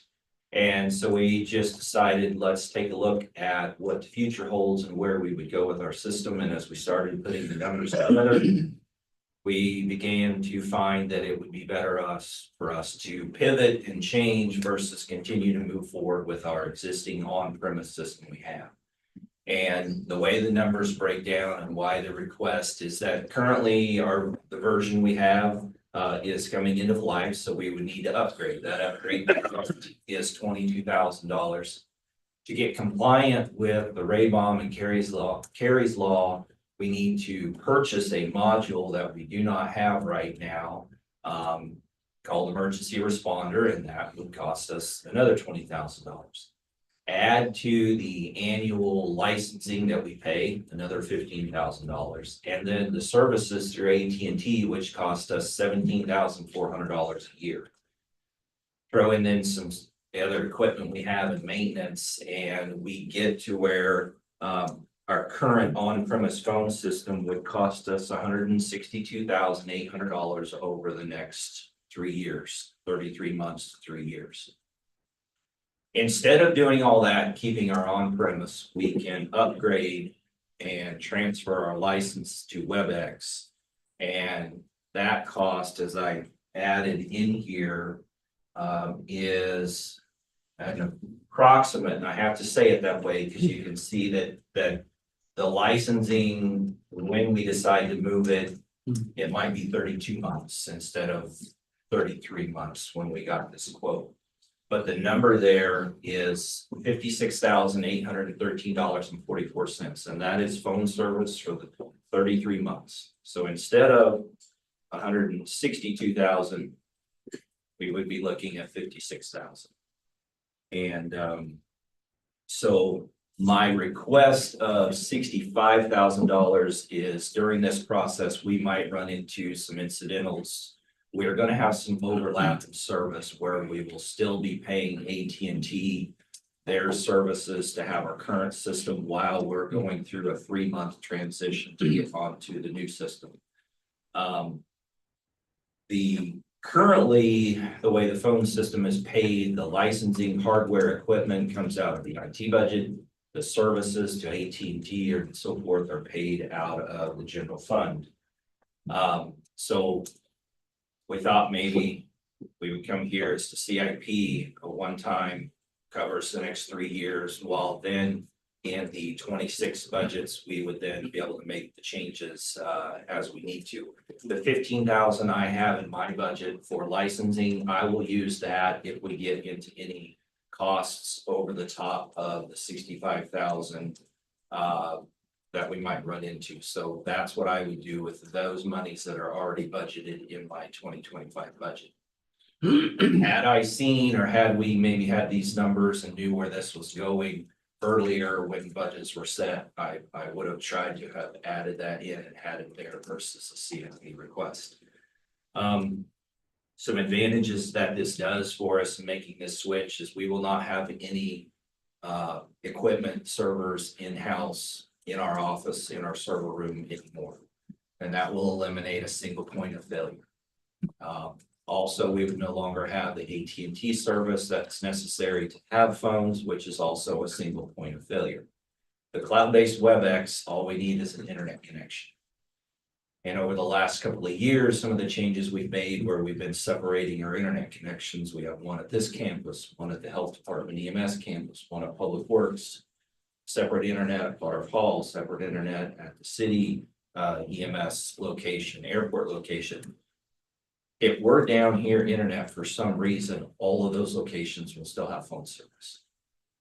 And so we will not have that single point of failure. Current conversations with upgrading the command bus and phones in there, all they'll need to have is their internet connection. And we can work some of the changes that we're doing. WebEx natively comes compliant with the 911 addresses that we would, the Carries Law and the Rayvon Act without any additional purchasing, like we'd have to do with the on-premise. We'll be eliminating AT&T and their ever-growing costs, which you know has been something that I have been on the hunt and eliminating and trying to reduce. We would also have remote management capabilities to be able to access and make changes to the system, whether we're at Public Works or even if it's at home and something comes up. Right now, we have to access the system from within our office to make changes to it. So again, the request is a $65,000 that should cover our phone, the upgrade, the switch to phone, and the services for the next 32 months, versus what we have calculated would be the cost of $162,000 and some change if we stay where we're at now.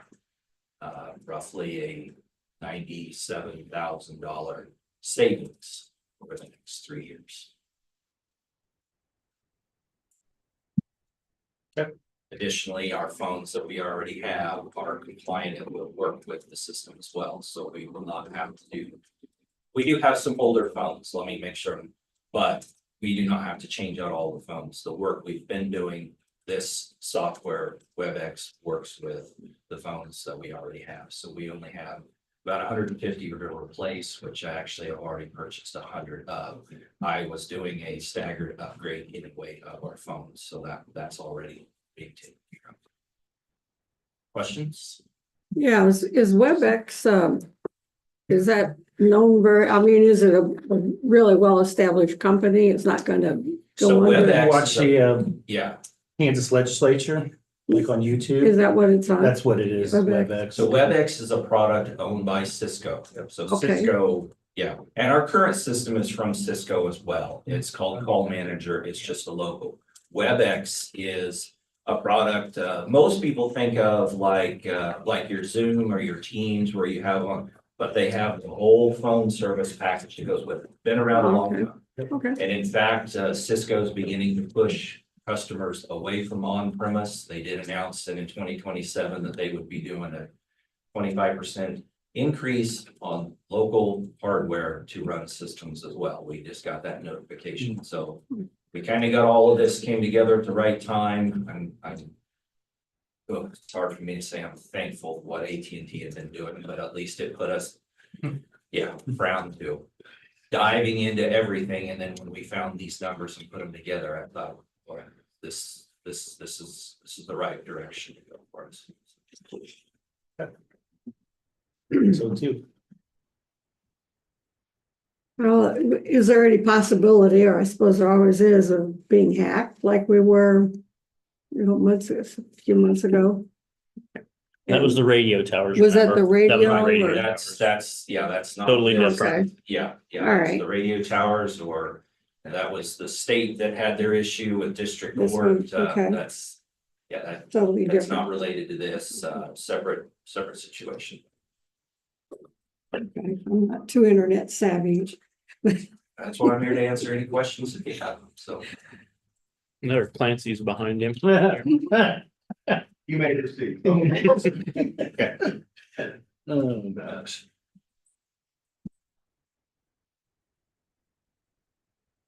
There isn't any questions, which I'm happy to answer. I would, our department, and I think in the county's best benefit, we'd ask for a motion that we could proceed forward with the CIP approval for, our phone upgrade to Cisco WebEx.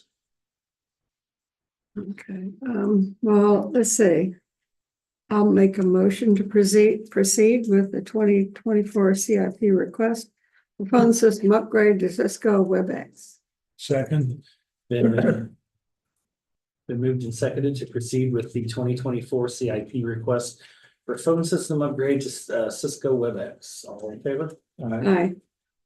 Thanks, Corey. Appreciate it. Thank you. Now with this approval, we'll turn what you're seeing on the screen into the official, like I said, we needed to lock in and then they'll tell us it's 32-month versus a 33, but as you know, that 65 will cover, and then any incidentals that outside of that all over Brittany and coded.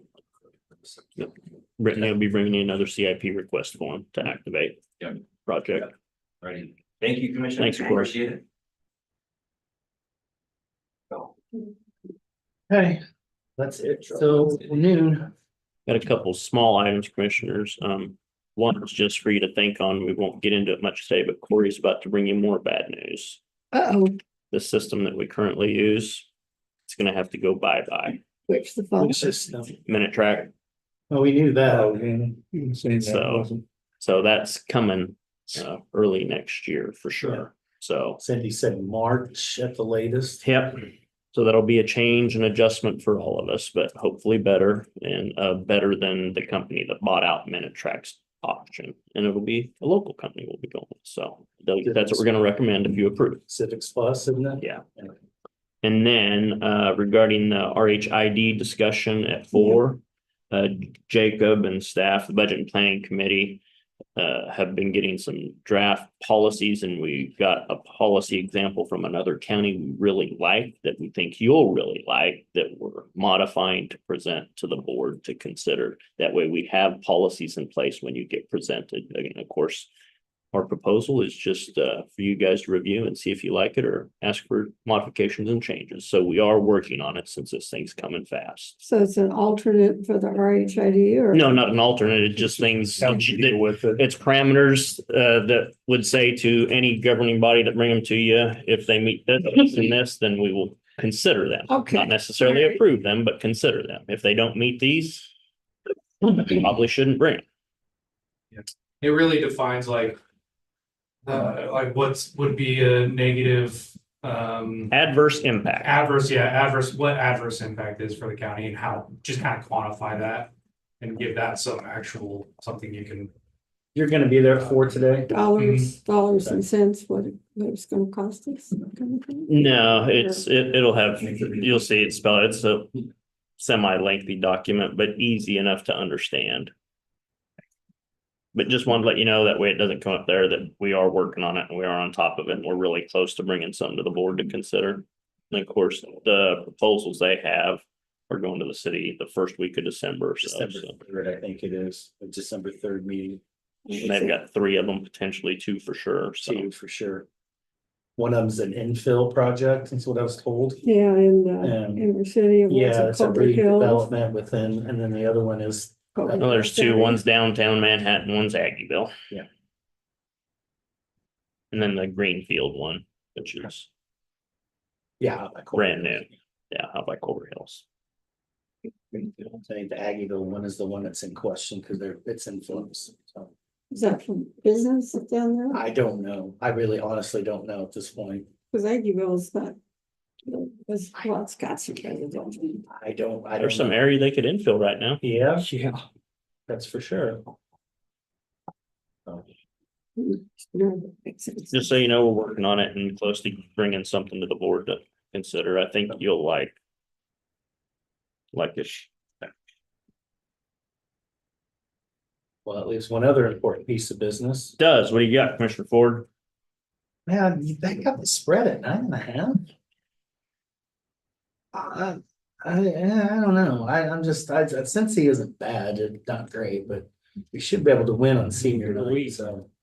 Should have been able to win the last two. Well, the last two, I know, I And understand. they've got a really good running quarterback. They We do. do if we let them go. Well, supposedly we're gonna take the chains off, so we'll see. Good. I'm thinking. I'm thinking we'll sneak this one out. I'm gonna go 28, 26.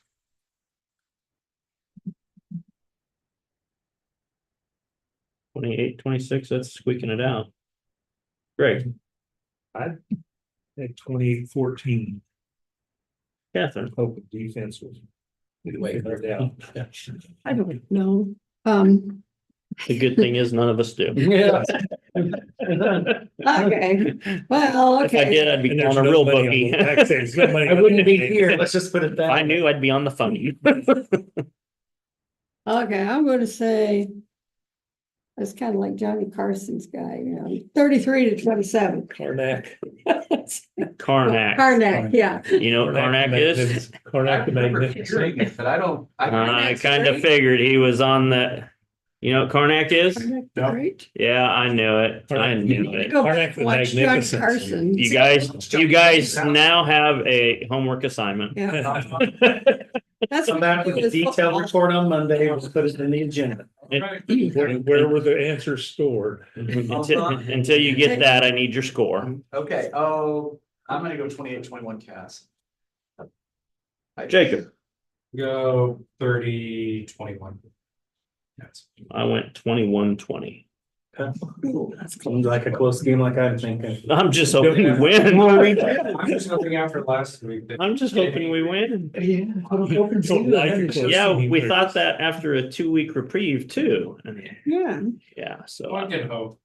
One can- that's all I've got is hope. well, I tell you, people were yelling at coaches.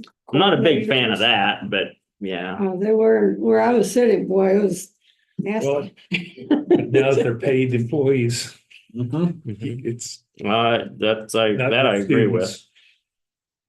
Yep. All right. Can I get a motion to adjourn after city county commissioners? Okay, yeah, I moved to adjourn after the joint city county meetings. I would second that. Been moved and seconded to adjourn after this afternoon's joint city county meeting.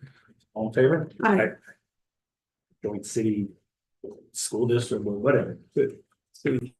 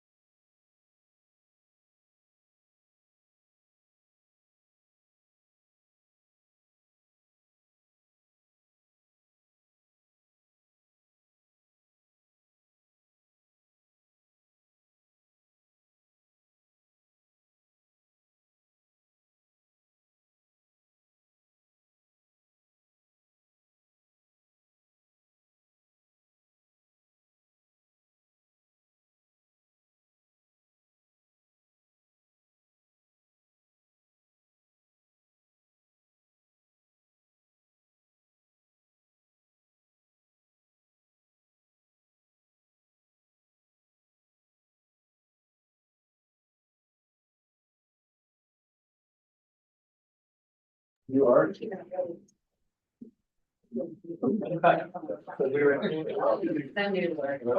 Well, good afternoon, everybody. Good to see everybody's smiling face on this late November. Thursday. We'll go ahead and get started. Appreciate everybody being here. Continue to eat lunch and do what you need to do there, and we'll continue our conversations from September on strategic planning. And I think what we'll do is I'll turn it over to you, Amanda, and kind of go through the strategic plan as being presented, and we'll further discuss from there. As you're done eating there. Okay.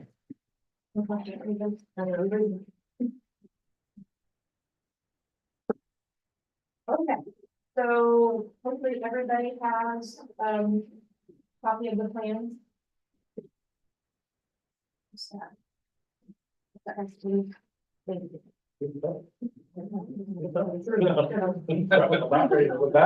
Yeah, it's in the middle there. Hopefully everybody has a copy of the plan that Shopee put together for us.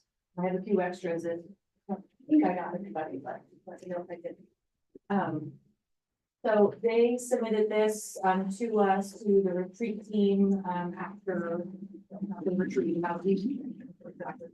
So the group of us reviewed it, just for any additional comments and things that might be changed directly or whatnot. We provided those comments to them, and they this is the updated draft, the updated document that they provided based on those comments that the retreat team provided to them. This is what we have. Just wanted to get this copy to everybody so we can come to this.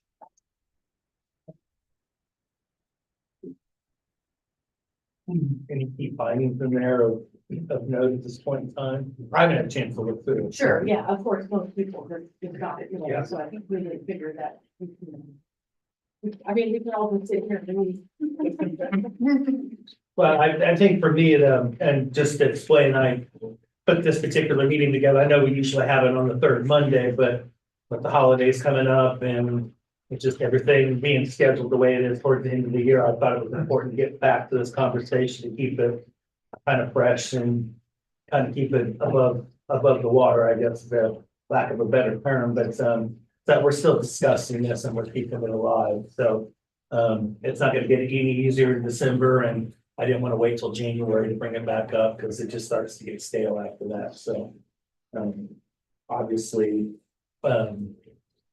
I guess priority number one is obviously space within current facilities or needed facilities thereafter. And I think this is where this probably needs to incorporate some sort of a plan moving forward, and whatever that is. I think that generally needs to be discussed by the group as a whole. But it's a good time to continue that dialogue and continue along that path.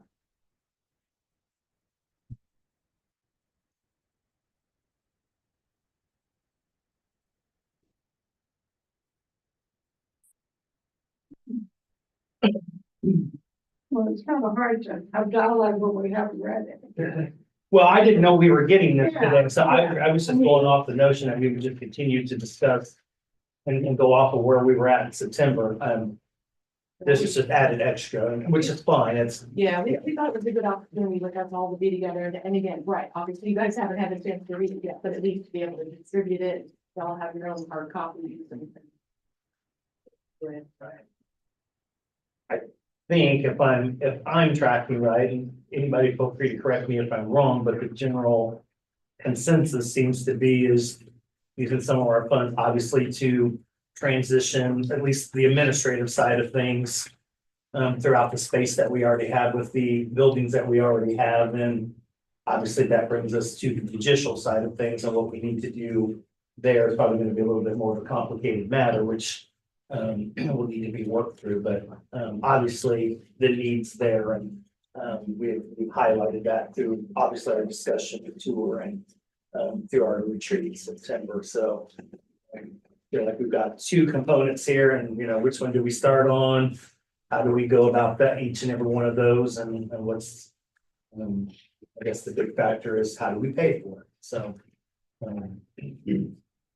Generally speaking, I think that's the dialogue we probably need to start shifting into, naturally speaking. I think for clearly the commissioners will discuss, there's a lot of renovations that could be done in this building. Once we get the new health department director and stuff, we probably need a space study analysis of both of those facilities out there, the FCRC and the health department, commissioners went through there. And others with that, a lot of space out there. Now the condos is gone and it's opened up, so I think that's a little bit more detail, but we have the cash, a fair amount of cash on hand to do a lot of renovations, such as the we got in place for windows in this facility that needs that.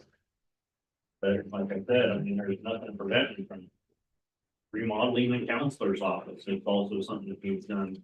Yeah, it's not a high priority, but it has to be done, and it's something that can be done now and started on the rest of the floors on down. Once emergency management, the rural fire move out, that could all be renovated. These chambers here. I'm saying they can be started renovating on easily if we wanted to at some point in time, because this needs to be renovated as well. I guess we got somewhat not great news on the timeline for the windows. It sounds like it might not be until next fall. For whatever reason, so I don't know, Catherine. Well, yeah, I talked to Ms. Nolan this morning, he said that the time frame of ordering the windows is like 7 or 8 months. Once we get the orders, fall probably.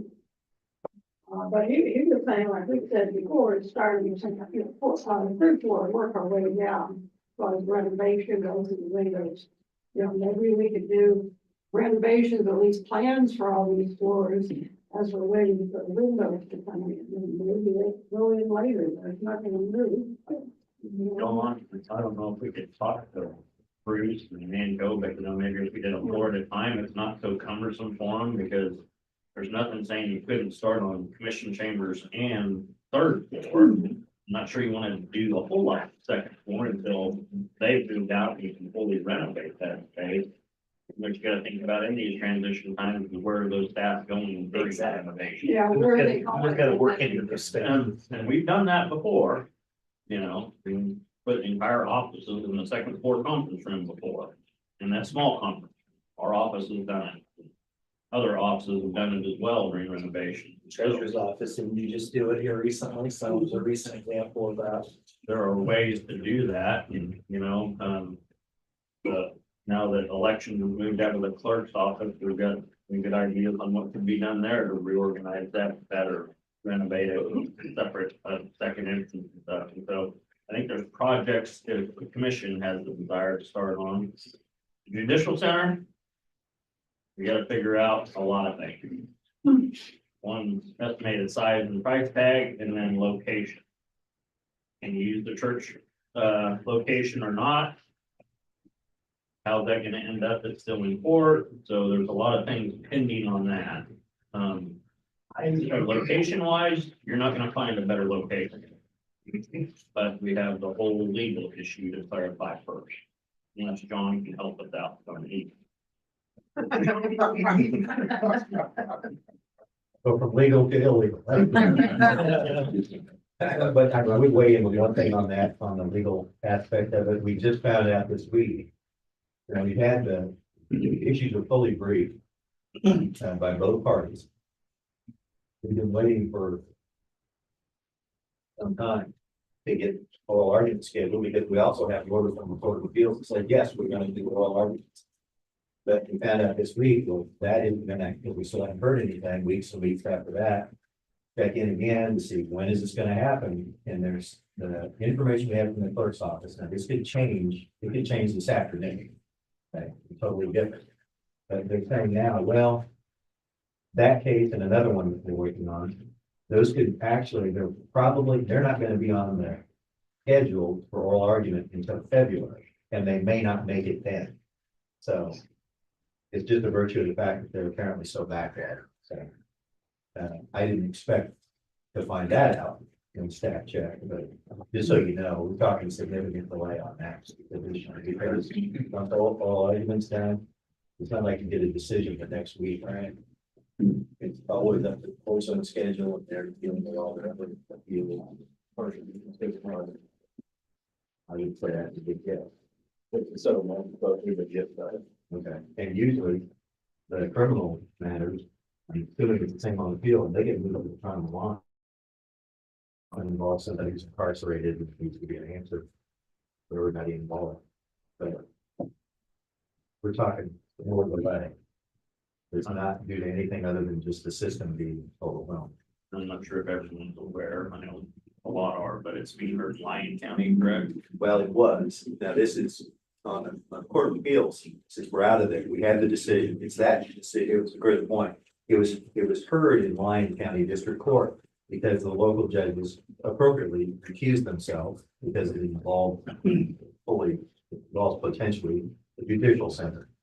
And so it was not right. They correctly, as you would expect, made a decision, well, we shouldn't be hearing this. So it was sent to Lyon County District Court. A Lyon County District Court judge made the decision. The basis of the appeal, I'm sorry, but I can't get away from this, is that yes, what the state historic sites board of review did was illegal, but there's no remedy. So that's why we're appealing. You're from the Court of Appeals? Yeah. So you get whoever gets an adverse decision can ask for review from the Supreme Court. They could, and what will help us there though is, you know, it's almost, it used to be, back when I tracked these things more closely, only about 10% of those review actually get accepted. So hopefully, well, maybe if we lose in the Court of Appeals, I hate that rule. If we win, I love it. We will see. And there's no way to tell, even if we quote one in the Court of Appeals, there's no guarantee we would get a remedy then crafted. It could be, we might win by the Court of Appeals saying, well, we're going to send it back to the Lyon County District Court to issue further findings or have them weigh in on something. There's just no way to tell.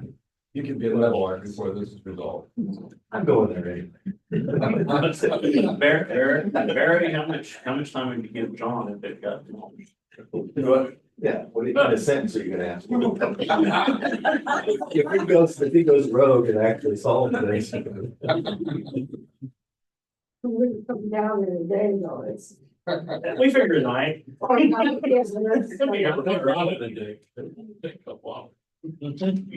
It's just might not be one, might not be all. I'll just say surely if we leave the door unlocked, somebody will want to spend the night in there, they'll build a fire and it could solve itself. Oh, the back to John. He's been the one identified. He does. They can neighbors. Yeah. You wanna go camping? I'll go invite my homeless friends. Well, Years ago. I think in the meantime though, too, I think what's probably prudent on the judicial side is that we get the space and needs study at least initiated so that we know what that need actually is, even though we don't know where just yet. And that at least takes care of a large portion of the direction that we'll have to go. I think that's something that we need to put on the radar here pretty soon. And I would say too, that actually helps even with the space itself, because if you do a full blown, well, whatever that is, space needs study, that helps in case you're in a position where you need to make an argument that, well, there is no feasible alternative, independent from any decision on this appeal. There is no feasible alternative to a legitimate plan the commissioners want to do. If the commission decides that's the location and you've examined the courthouse, other options available, and you have that report updated rather than the 2012 study that didn't work. It didn't work on behalf of the county. That's for the historic sites board review. That would enable you then, I'll just tell you then, I'm full of good news today, as always. Once that decision were made, say the board had that study done, and made the decision there is no feasible alternative to meet the county space needs without using that spot for a judicial center. If that were the case, it's always a hypothetical, then if the board made that decision, because of the same statutory framework that got you in front of the historic sites board review, anyone can appeal that decision to district court. There'd only be one appeal. You wouldn't have multiple appeals, but any person, it doesn't have to be somebody involved in this. Doesn't have to be anybody affiliated in any way with any of the issues involved here, unlike most appeals. Appeal to the district court. But that kind of study would help. For one thing, given the history, we probably wouldn't be arguing here. We might be back in Lyon County, which wouldn't be bad. That the judge down there did good work in terms of the hearing was very fair and, you know, so could easily, you might end up in a position then where you've got a district court that could be convinced they're right. There's no feasible alternative. They've investigated other matters fully. And this makes sense. You know, the solution that's being offered would be demolition. And guess what? If you win there, then the person who brought it could beat it. Which then, like you said, in 2012, maybe didn't work, but then you have two studies that, in that study, it clearly said recommend demolition of that because it's not feasible. Yeah, as you expect, I have a very different interpretation of the usefulness of this study than what turned out to be the opinion of the Historic Sites Board review. Because it over and over again, that 2012 study, it was very well fleshed out, I thought. But a more modern one would clearly, this would be an opportunity to consider. You're doing a space needs study involving the courts. Part of that study probably ought to be, well, what other spaces are available right here in the complex? Maybe elsewhere, depending on how much that would cost. So hence probably why the board should decide if they want to do other things rather than focus on that. Could be. We're gonna proceed. Yeah, well, there's clearly low hanging fruit that doesn't involve everything I just described. Any renovations, because I mean, a lot of this remodeling over here, once PM and fire leave, opens up the consolidate GIS and IT, i.e. opening up space for the appraiser's office. There's just all kinds of domino effects with that. Yeah, I think that's what we have to do. Some of this, just plan for once you guys move out and everything gets moved around, we've got the health department to think about all that space. So we've got a lot of work to do. I think there's a lot of them that start on the process prior to even the health department, but I think you're really gonna need to study there as well. Yeah. There's a lot of space there, what program. I think another one that's the commission's gonna have to keep on their radar because it's gonna come to you. People are gonna ask money for a, what's it called now? Event center. Extension event center. You already know, you saw. Riley County. What's that? Riley County Extension, Event Center. Valley County Event Center, because you saw there's a group of private that's gonna start trying to see about getting private money to help out with that. And as soon as that ball starts rolling, they'll be here again, talking to the board about, can you use that land? What money can you contribute? So as if you don't have enough to think about. And that's for the fairgrounds, water all that. Mm-hmm.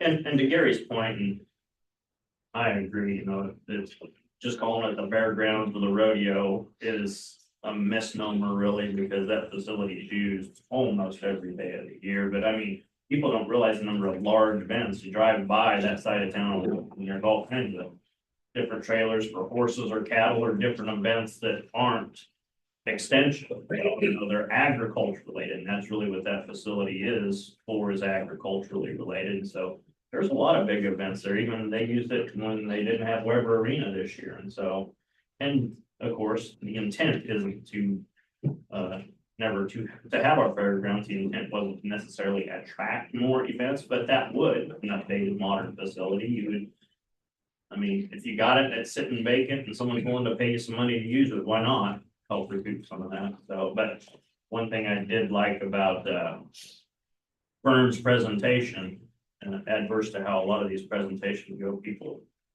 project the sky of revenues coming in, and he says, I'm not going to pretend to say this is going to pay for it. It is not, but it would assist with some of those costs.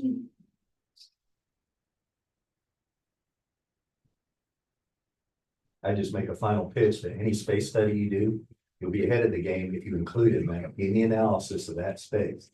How does this work if there's, can this in any way meet the needs of the judicial or be a part of it. Because all those things can be tied in later on in what I described earlier. Which I think is a good point, because if we did do a judicial center, it includes county attorney's office, that opens up one building over there. The Carnegie building can be used for some other county.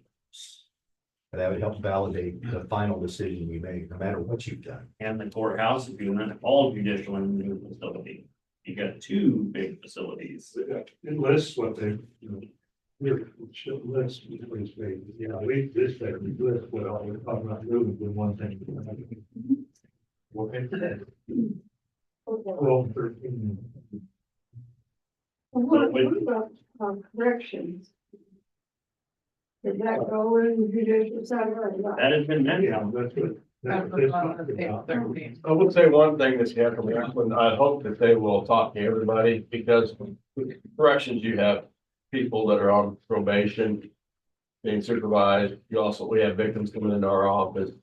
And that's what we had before, is when community corrections was in our office, we had a 5-year-old who was a victim, and the defendant's brother was right there when she walked in to meet with me. So that's not a good situation. So what? Definitely separate interests. Yeah, that's separate. That's why it's just critical that whenever they start doing that, they meet with the judges who also have safety issues and concerns and the flow. Separate access points and not shared elevators, stuff like that, with only certain people accessing between could be a useful Correct. way to keep everybody segregated, but still in one space. You want judges to be able to get into Yeah. chambers. Safely. Unless corrections goes over to the health facility. See? Yeah. No, that's a possibility.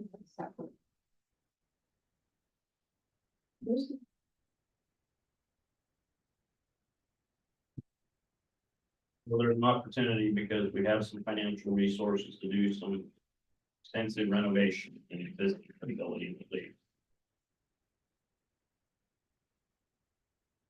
Everyone that did the building tour and those that had seen the 4th floor renovation, knowing what it was prior to what it is now as the election space, was really impressed with what you could actually do with the inside of this building out there.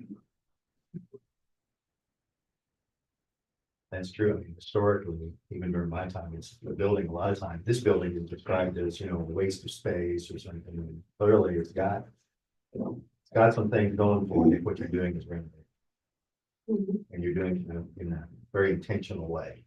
And if you want a great view, go up there on either side, actually, and in the hallway as well with those windows. We talk about a great view of our community from the 4th floor. Clear windows. It is quite a view. It is really neat on a clear day. Yeah, we did a little restaurant up there.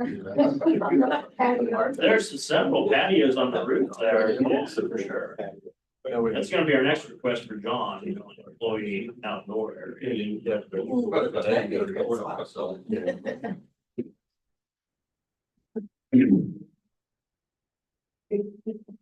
Another thing in space study for you is give you the square footage you need to plan for, it's budget for, so.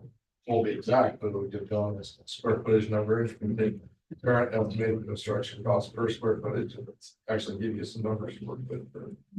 It's the reason you do them.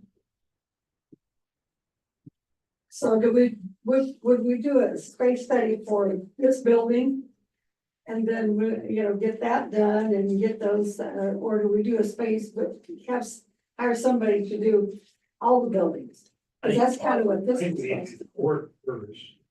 It's a separate thing with the court, but Where do we? if they don't move, then nothing, if they don't move out, then none of this works, They don't move out, they pay for the existing facilities. Then we have to go back and start all over again. Well, that might also give, I don't mean to cut you. No, go ahead. I'm just saying that again, I know I'm a broken record here. I mean, Jacob, you've never heard that phrase, broken record? No. What's a record? That's a record, yeah. Six and say, record is this grant thing. I do have one. He's already got one assignment today, to learn from finance. Well, yeah, so that'll take a while. We've had these discussions. But that kind of analysis, if you do that, then again, that again gives you information that you can then use in subsequent state studies as you move forward. Or expanded versions or add-ons or whatever, where you can say, this is what, these are needs that need to be addressed. It's not just speculation. And that can be built into evaluating, okay, that's why this space is better for whatever else you're planning, but it won't work for courts. And here's why. Or it will, but it'll be this expensive. And then you can later on say, well, that doesn't make sense.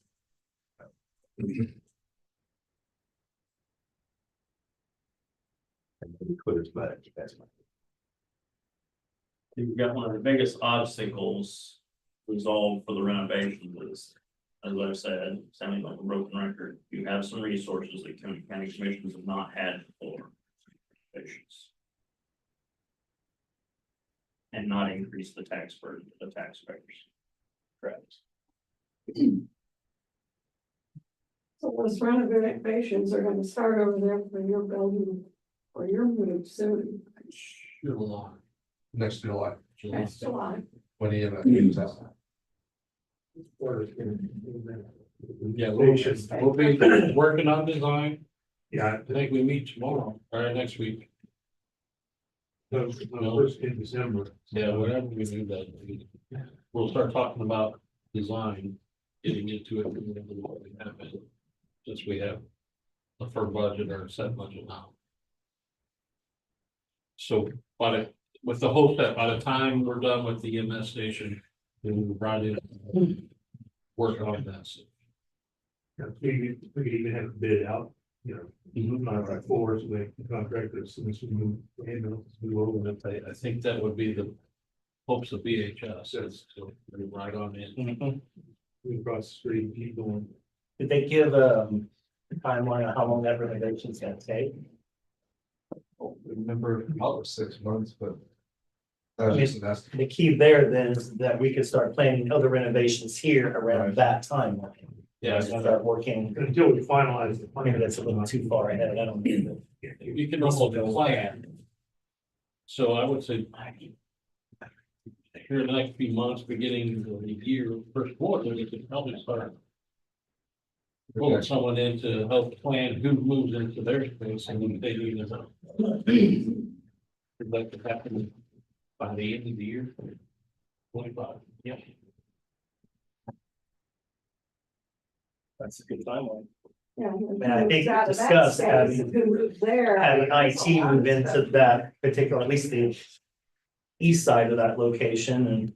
And I don't know how much space you guys, need for network storage and. Yeah, we just need that server room. Right. And air conditioning, air conditioning for the server room, but I can't have it heat up and before it's. Correct. That's the only concern with that. So. Jacob, thank you so much. That system don't work now very well for Jacob. That's probably one of the key things.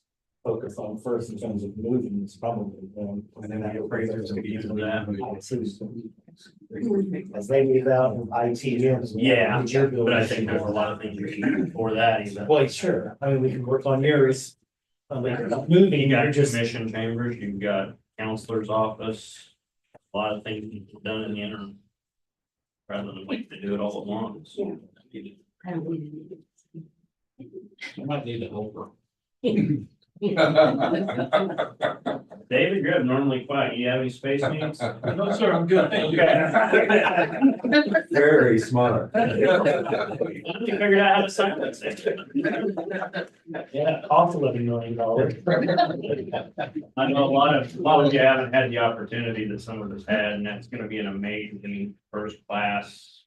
Top notch state facility. It's really gonna be nice, especially for a community our size. It'll last for decades. Absolutely.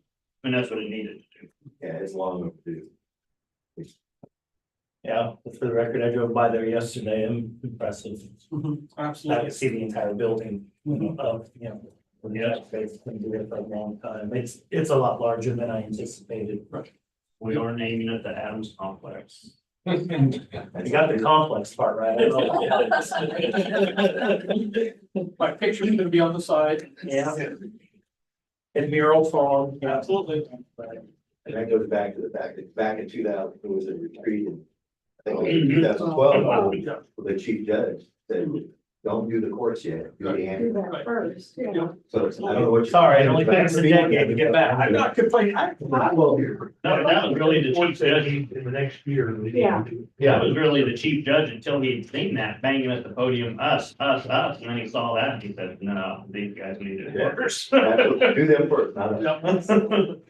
It took a long time for that. Lightning speed. Yeah. But I don't know. But remember, that's similar to how we did the Riley County shop sites. It was like voted on in Yeah, it was like 20 years. 70s or 80s that shop site needed to move off. I don't know if a lot of the new ones don't know, but the real original Riley County shop site was right across, well, it's right where the Sonic and Walgreens is. That's where the Riley County shop was, right there. Those had a mandate to move for many decades, and the reason the original land was purchased out there where the new one was decades before and remained empty until we saved up the cash, and that's what Riley County did at the time. We didn't bond one iota of that. We saved up the cash and public works staff did a lot of the work, groundwork and that, all the driveway work, and got that done at 12 million some odd dollars. But we decimated CIP for many years. Now we have the opportunity to do some innovations and not decimate CIP as long as the board continues to budget the transfer in CIP.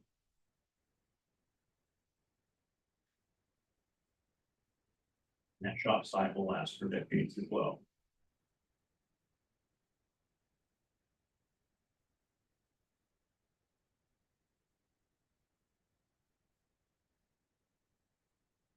Okay, so we're talking innovations to start, several departments, so we need to prioritize maybe what departments those are and then which ones we start with and maybe a timeline on that, and then start working on who takes over Russell's space, when Russell takes over David's space, and he takes over his own building with his own name on it, apparently. So you know, it's something that bi-weekly, the budget planning committee's meeting on. We're waiting for this final report. We hadn't seen the final report until today. And that's what we'll be bringing back to the board is some steps to consider. For the board to consider and give us direction, direction on which way you can go. That'll be upcoming. I'm sitting back in the peanut gallery and enjoying every minute of it. There's a reason you're back there. That's right. We got too many attorneys. I know. So I only have really one piece of legal perspective to add to this, and it actually relates to a state statutory requirement that could help inform some of the courthouse discussion. It's my understanding that the director of the RCPD's office produces some evaluation of the courthouse specifically as it relates to security and some other needs.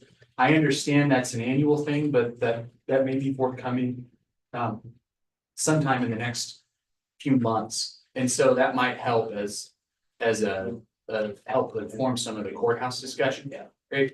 And then I did have one practical thing that I kind of shudder to mention, but I think it's worth just throwing out into the ether. I know there's been a lot of discussion about space needs study at this meeting, right? I think the one thing that it appeared to me practically from reviewing what the consultant put together is how poor a job us as Riley County department heads, I know I'm premature in that, do in advocating for our own needs. I would be chief among sinners in that I don't know how I would prioritize where the counselor's office should fit into any of this, because ultimately we all just want to do what's best for the county. I was thinking just the tent outside somewhere. Yeah. Good job, Brad. I know, right?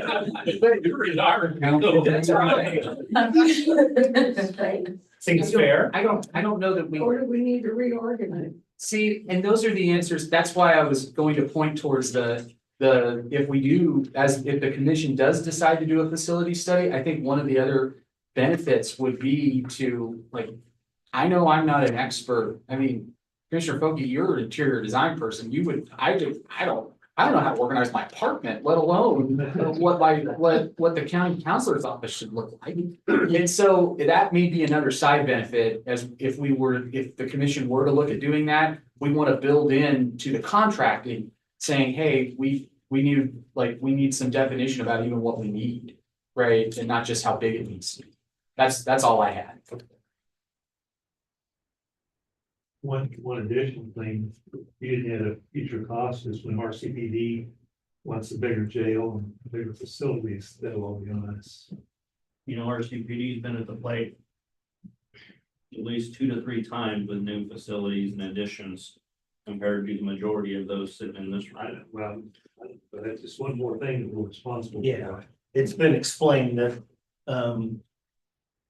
they need to reprioritize the priority there and get down to brass tacks. And you're absolutely right. That's the challenges, particularly with corrections, there isn't gonna go away, and the need for some additional space and room probably isn't gonna go away there either, but maybe that's the priority first and not a full 24 million or whatever it was, total addition at this point in time. I mean, they ought to be working with some of the other partners where they can, with this judicial center model too, where they can maybe put processing or something in an office that coincides with everybody and works better and efficiently as well. So I mean, there's some other options there too. One had to mention maybe RCP administration could go in new judicial facility, opening up space up there, but remember, commissioners, the 3 commissioners were present when it was Scott Hayek, I believe, that made the presentation to the board where I pointed out that in the last how many years they've had 40% more personnel added. There's no government agency, maybe in the state, that has had that many new personnel added. And so some of that's self-inflicted. Your comment on that.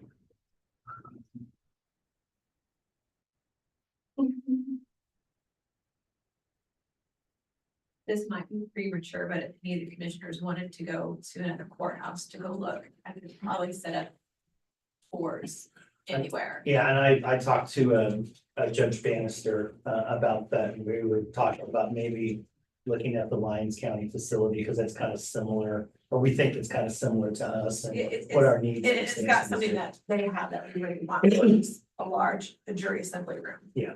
Which, when they don't have a jury trial, they turn it into a training room. And we looked at that once before. Yeah. Maybe twice before, after the 2012, so. We looked at it prior to 2012 because the public works director at that time, County Councilor Stan Morgan, commissioners and myself all did a tour of the Lyon County facility, which is really a model for what we were trying to do with a centralized administrative facility with all courts and everything, because you have one security checkpoint with guards there. Yes, yeah, with the judges, and then we went out to Fort Riley and looked at their court. What they did out there decades ago was amazing. Really the way to do it right.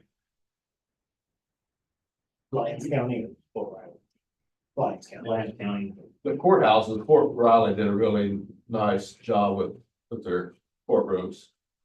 With all the technology. Is it possible to maybe get a tour there too? Probably I'd call, get one. I think it's important to look at some of those and see. I've had. He was the chief judge for that district. He happened to hear us recently and asked me where we are at from getting our new building. And it was still in the works.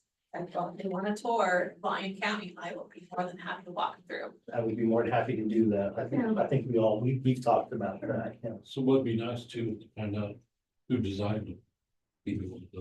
But we had that information at one time, from both Lyon County and Johnson County, because Johnson County just built a new courthouse. Yeah. And then Douglas County is working on theirs right now. Are they? They're making it exactly like Johnson County. Okay.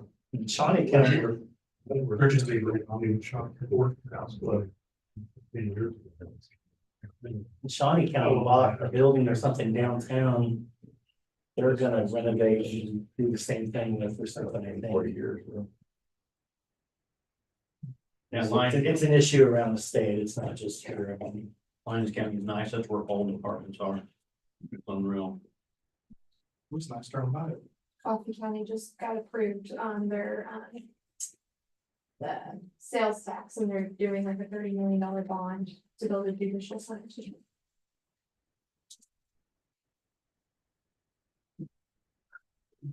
Brittany, do you know, do you know, is that one for all offices or is it? I was trying to find the email. I know it's, the jail and it's something else, but Greg Berenberg helps.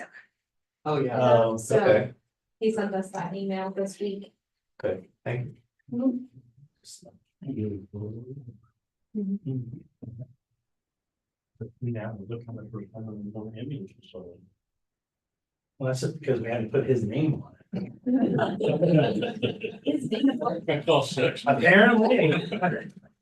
It's the name, not the face. Oh, okay. We have to pay his copyright fee. Minding your own business. That's what we already approved. I would say go look at, Johnson County did a really good, nice job. In state of the art, and the people that they had that were involved in the building committee on that too, and made a big difference. They moved pretty much all their high level departments into that building too, didn't they? Johnson County, I don't know, I think it's just courthouse It's and, the courthouse. and the DA's office and.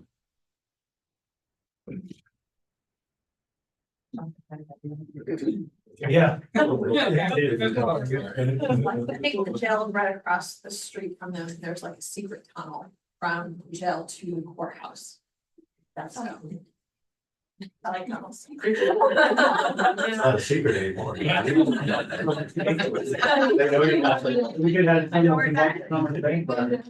was big enough before, but then you could get it wrong, then or other. And say we can't do that, city, they access within the city. Then you see prisoners laying there. So Wasn't there a tunnel downtown here? And where was that There's one? a tunnel from the worm over to our facility over there. Still? It's your building part of it. Is it still there? It's blocked off. I've been down to the worm side in the last, few years ago. I wanna go. Especially Halloween. I was just thinking about it. No.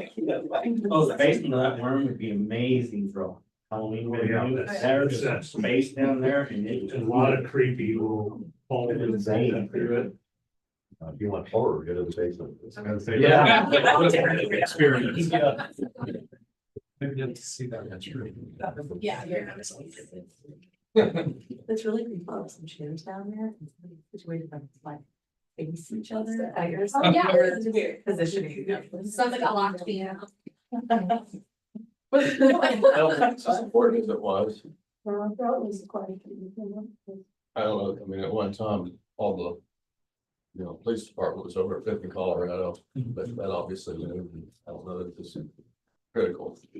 Well, we did have the inquiry from the art center wanting to look at the old church. And, I was thinking maybe we could kind of trade property, even that's not that far away. But the Jewish center, a lot of parking. Yeah, that's a big, parking is, as Kathy can tell you, right now, we're just doing one big trial. If we ever go back to doing. Big trials in more than one courtroom at a time where we've got. 120 plus jurors coming in, that's when parking becomes an issue. Jurors showing up late.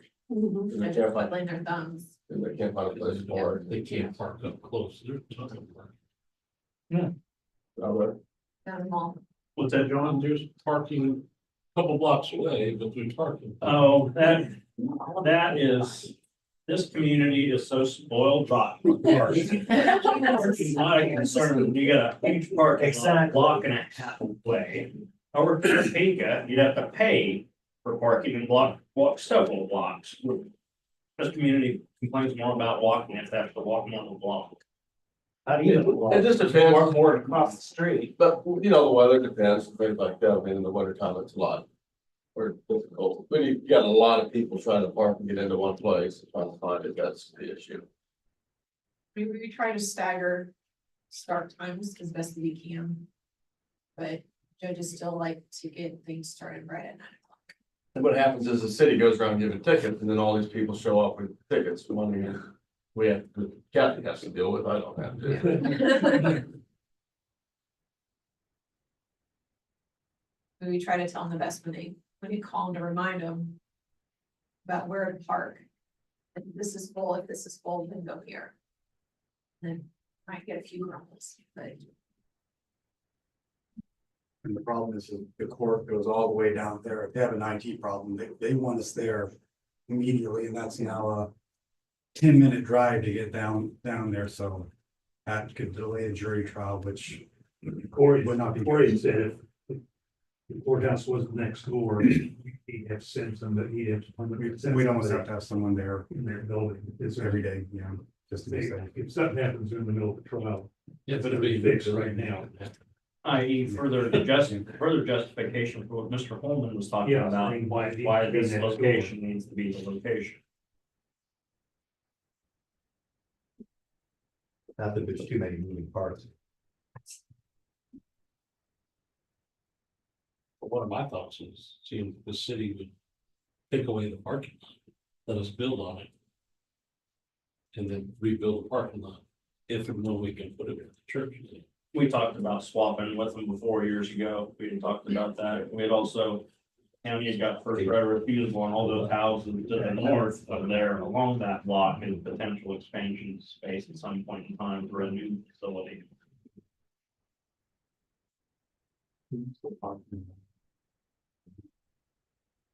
Oh, we don't have any parking? Oh, right, that's a thing. Yeah, that's side. And the other one that. Between. Next. The other. The number one issue has always been finances. You don't use that lot where the church is, then you got another increased financial cost in purchasing land somewhere. And we looked for large parcels of land, Mr. Holman, Forever. around this area. Yeah. There are none that you cannot get without eminent domain, and the commission is very enthusiastic about eminent domain.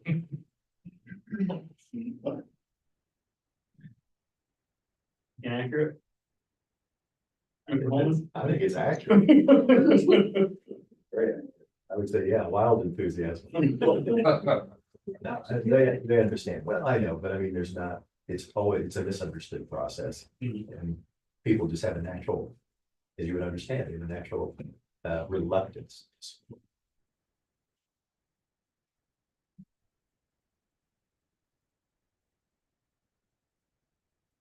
Okay, so the way I understand this is we get some recommendations here shortly that get the ball rolling while we can get the ball rolling. Yeah, we haven't even read this final through yet. Yeah. Read that, and we have meetings every 2 weeks, we have a special one today, for just one like an issue, but. I think it's yeah, be good to start on 2025 with some ideas and some directions moving forward and hitting those dominoes and letting them fall. And we get a final city county meeting to fall. very good. Yeah, we sound really. That didn't sound so serious. We'll try to, guess we'll try to schedule another one of these under normal circumstance. Put that on Commissioner McKinley sometime in the first quarter there. So. The McKinley plan. That doesn't sound World War II-ish. It does, it does. In the doctor. Okay, thank you, everybody. I guess if you have questions on this, go to Amanda. Thanks, man.